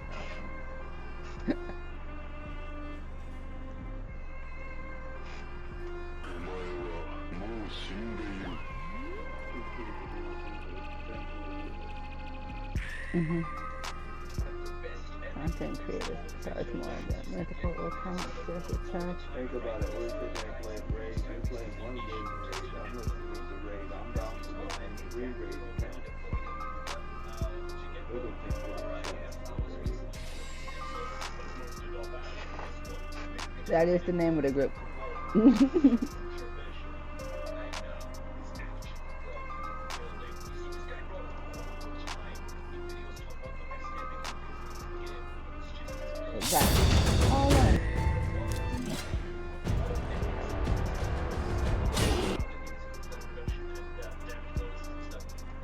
I wonder, is there any drops?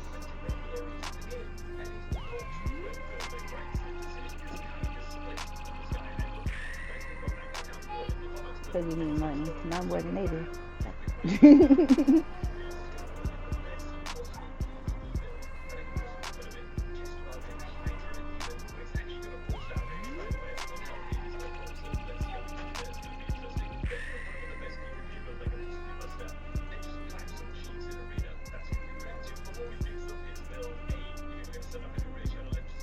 No.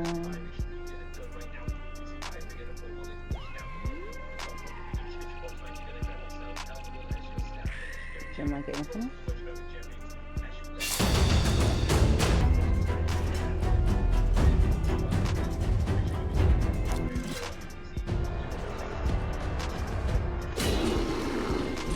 Alright, I think I'm gonna head out finally.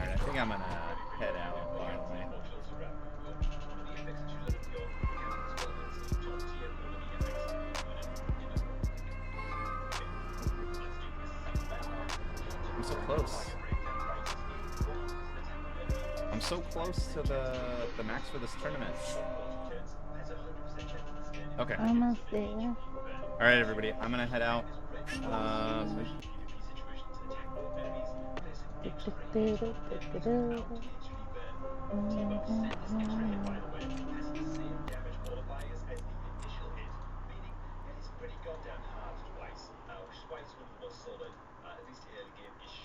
Going back over here.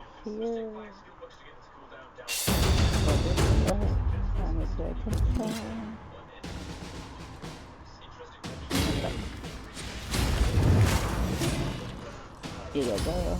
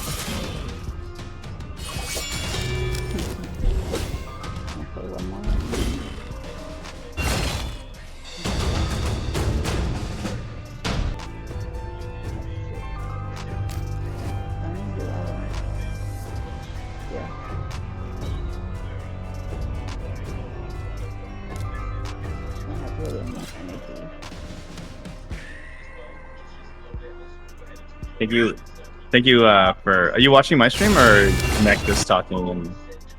What was it? Are you in my stream right now or no?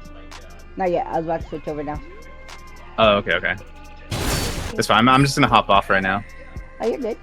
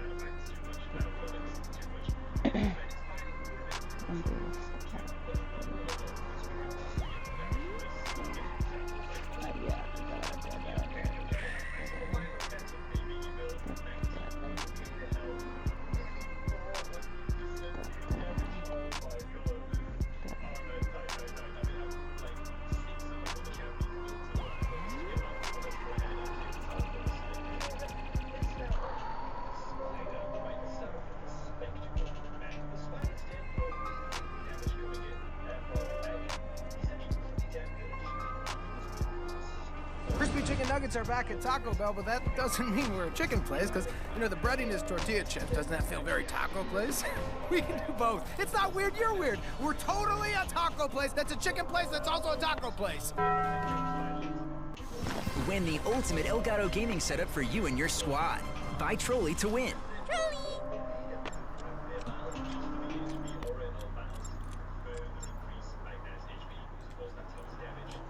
What's up, y'all? My fault. I couldn't see y'all.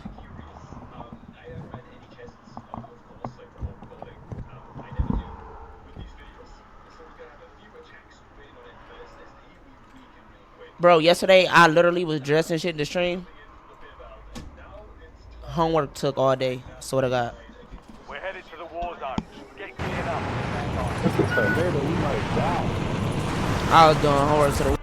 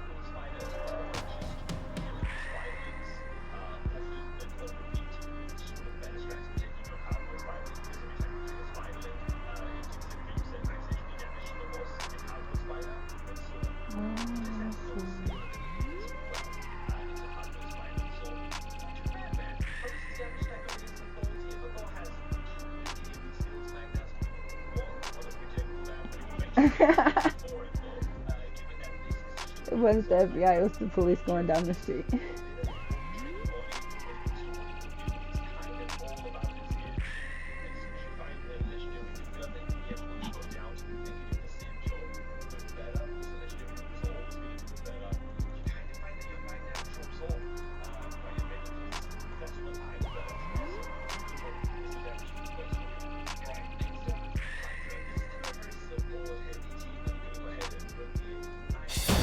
I said people probably think I be getting swatted every time you hear the police going down the street.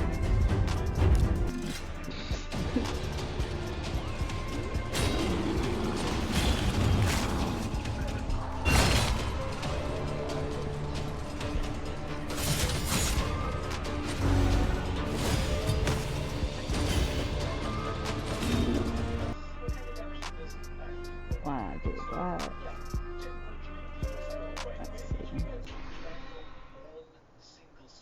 Put this up temporarily.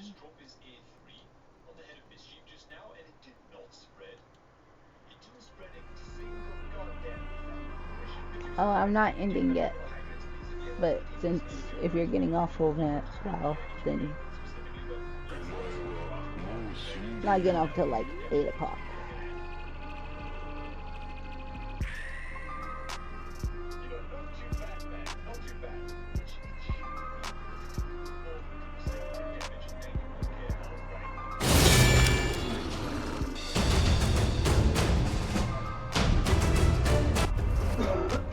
I could have beat that if I was paying attention.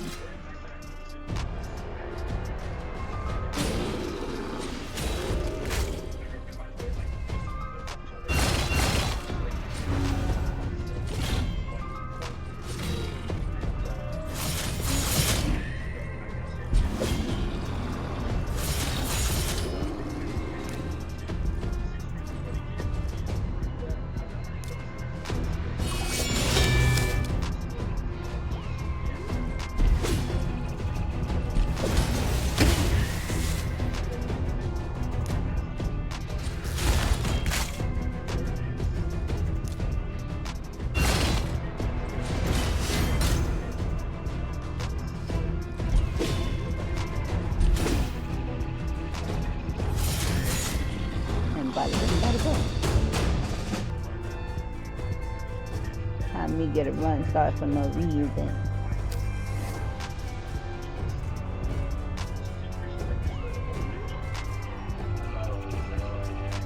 Yeah, because I'm like, what? If I would have been pushing the button, y'all would have won that. Well, that's how I feel.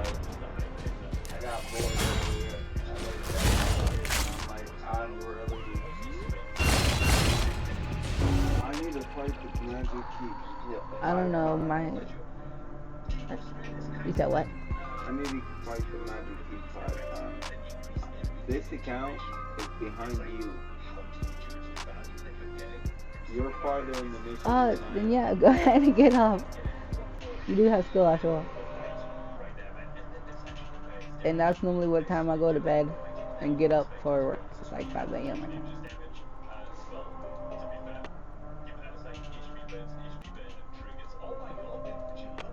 ¿Dónde está?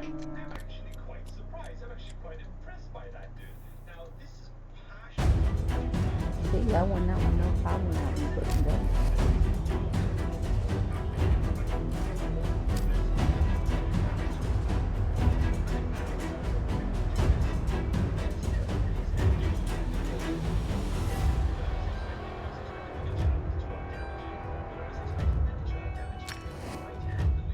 Why can't I beat the pig? I mean, that's why I couldn't beat the pig.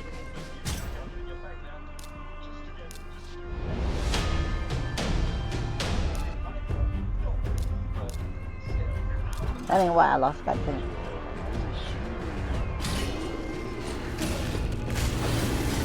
It lost because I had too many extra people on the team.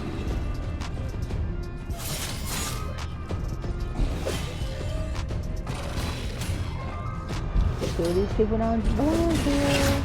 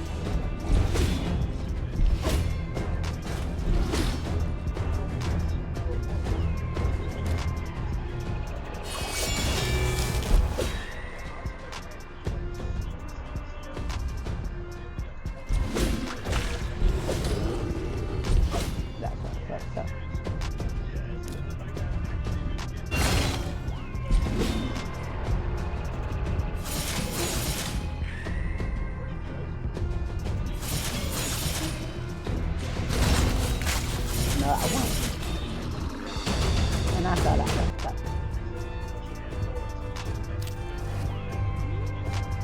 I told that pig.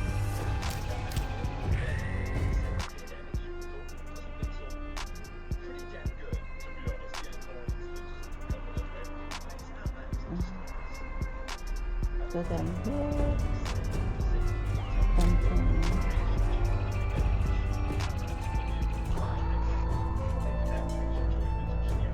Oh, well, that's not.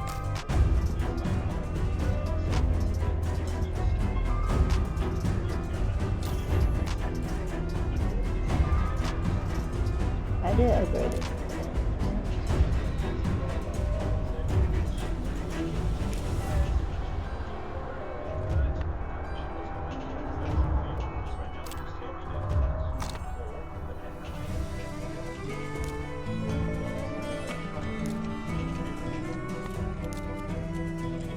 Yay!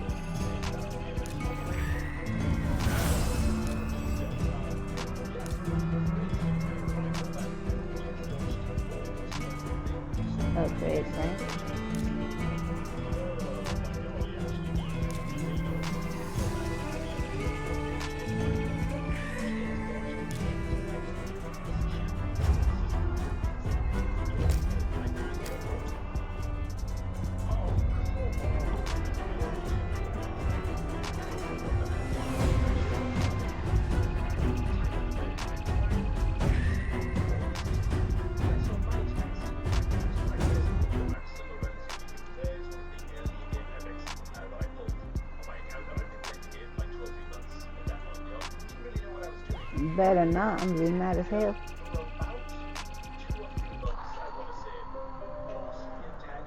Oh.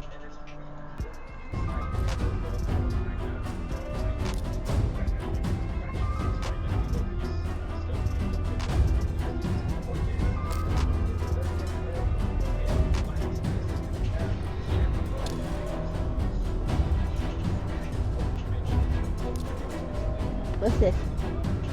The summon pool. What's the summon pool?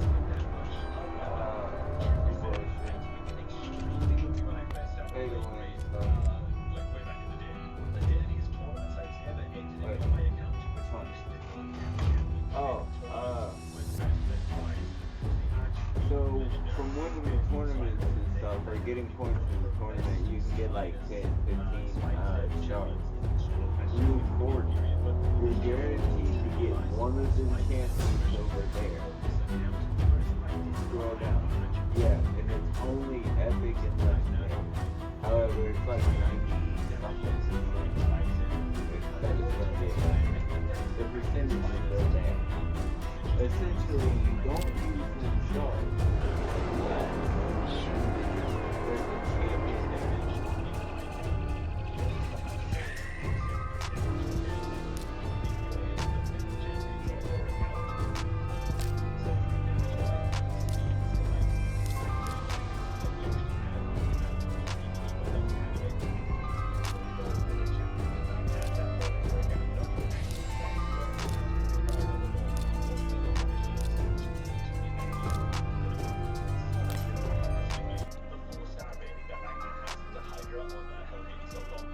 See you tomorrow.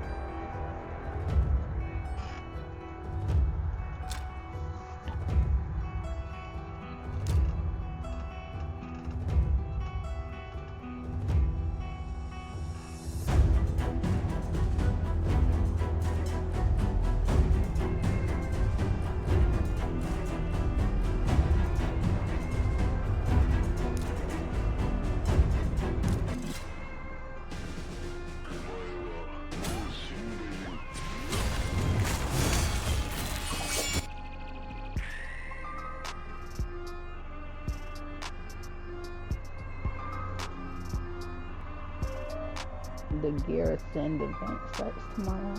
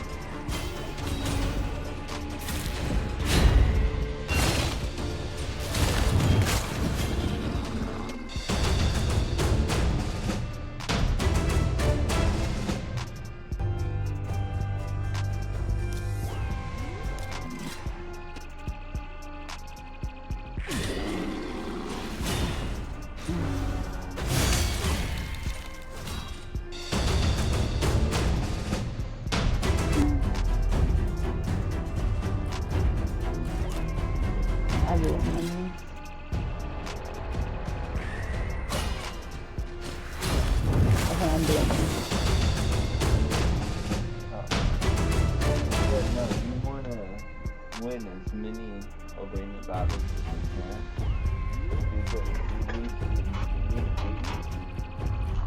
because you use winning a great haul to increase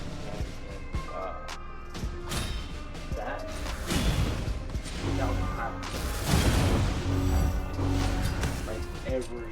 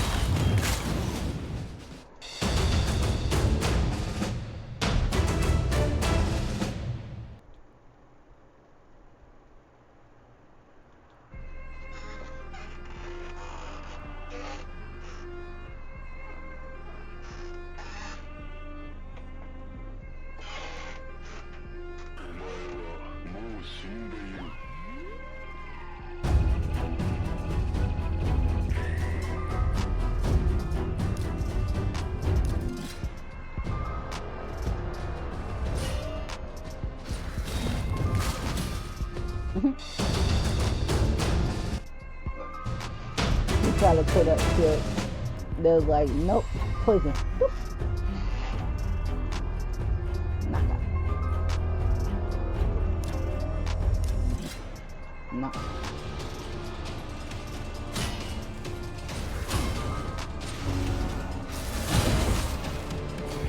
Mr. Squishy Man is good. I didn't know he wanted to.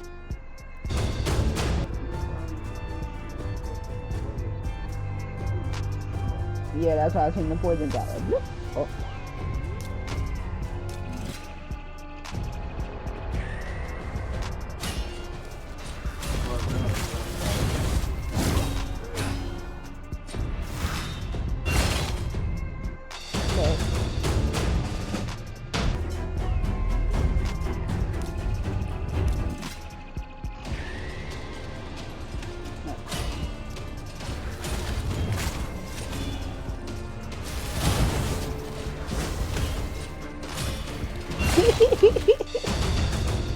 Revives one teammate. It just took him back out with the other teammate. The lava, like, that was no help whatsoever to you. He wasn't alive long enough.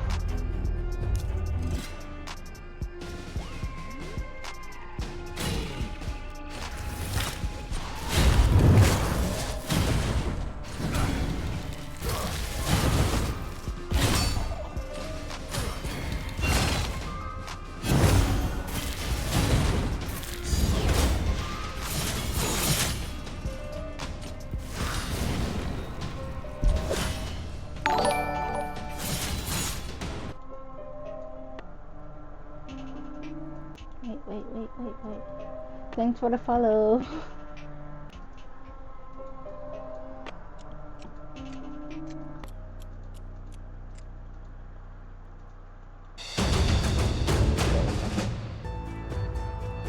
That's all.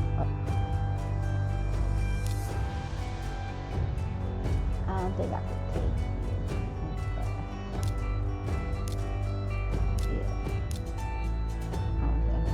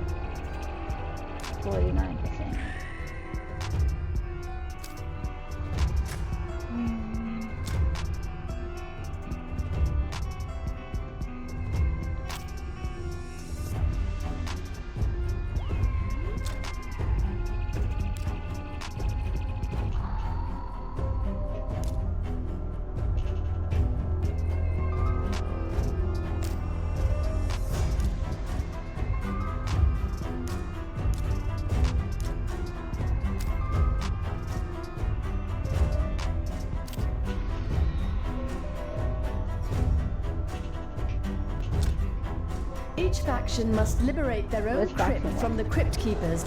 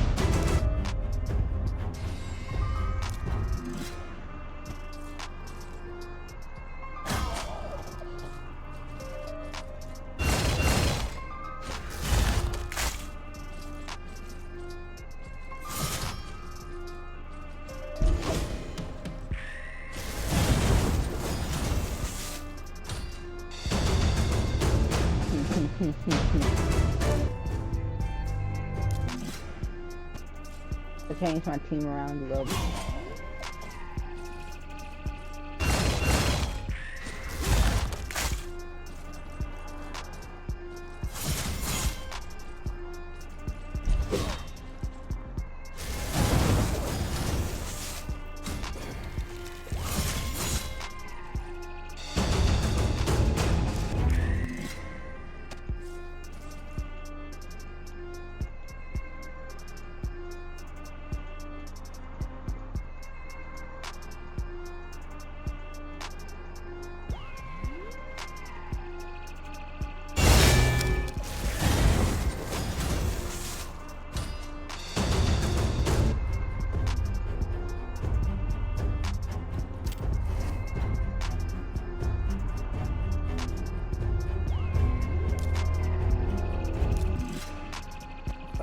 Fast forward.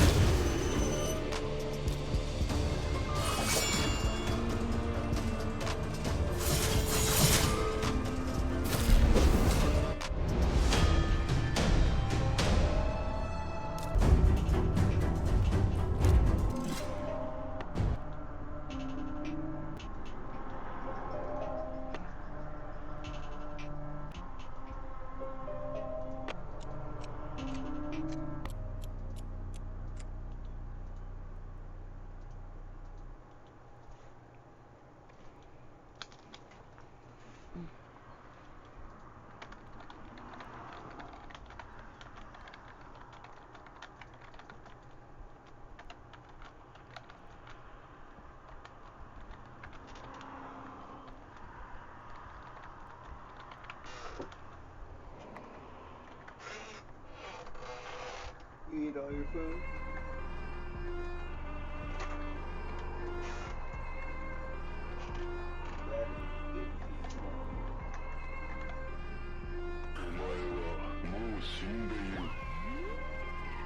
He's doing the part trying to get to affiliate.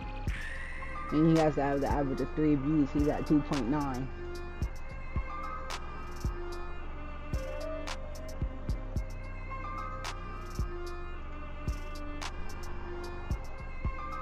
He's like, I'm trying to get it before they just give it to everybody. I'm like, oh.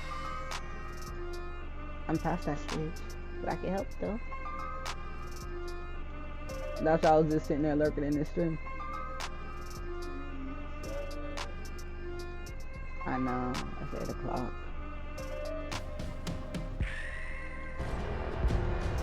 But I'm gonna fight.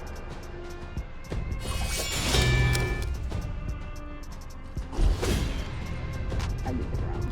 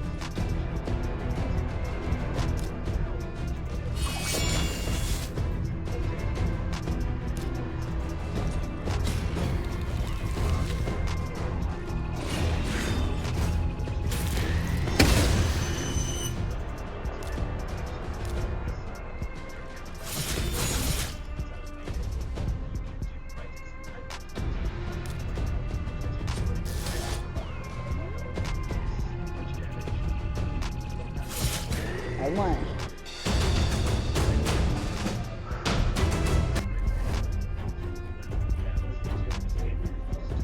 Minotaur 85 is the one I was just fighting.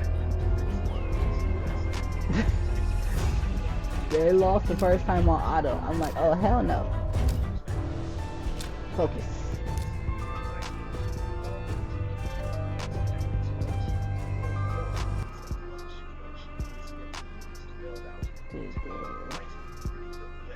Be right back.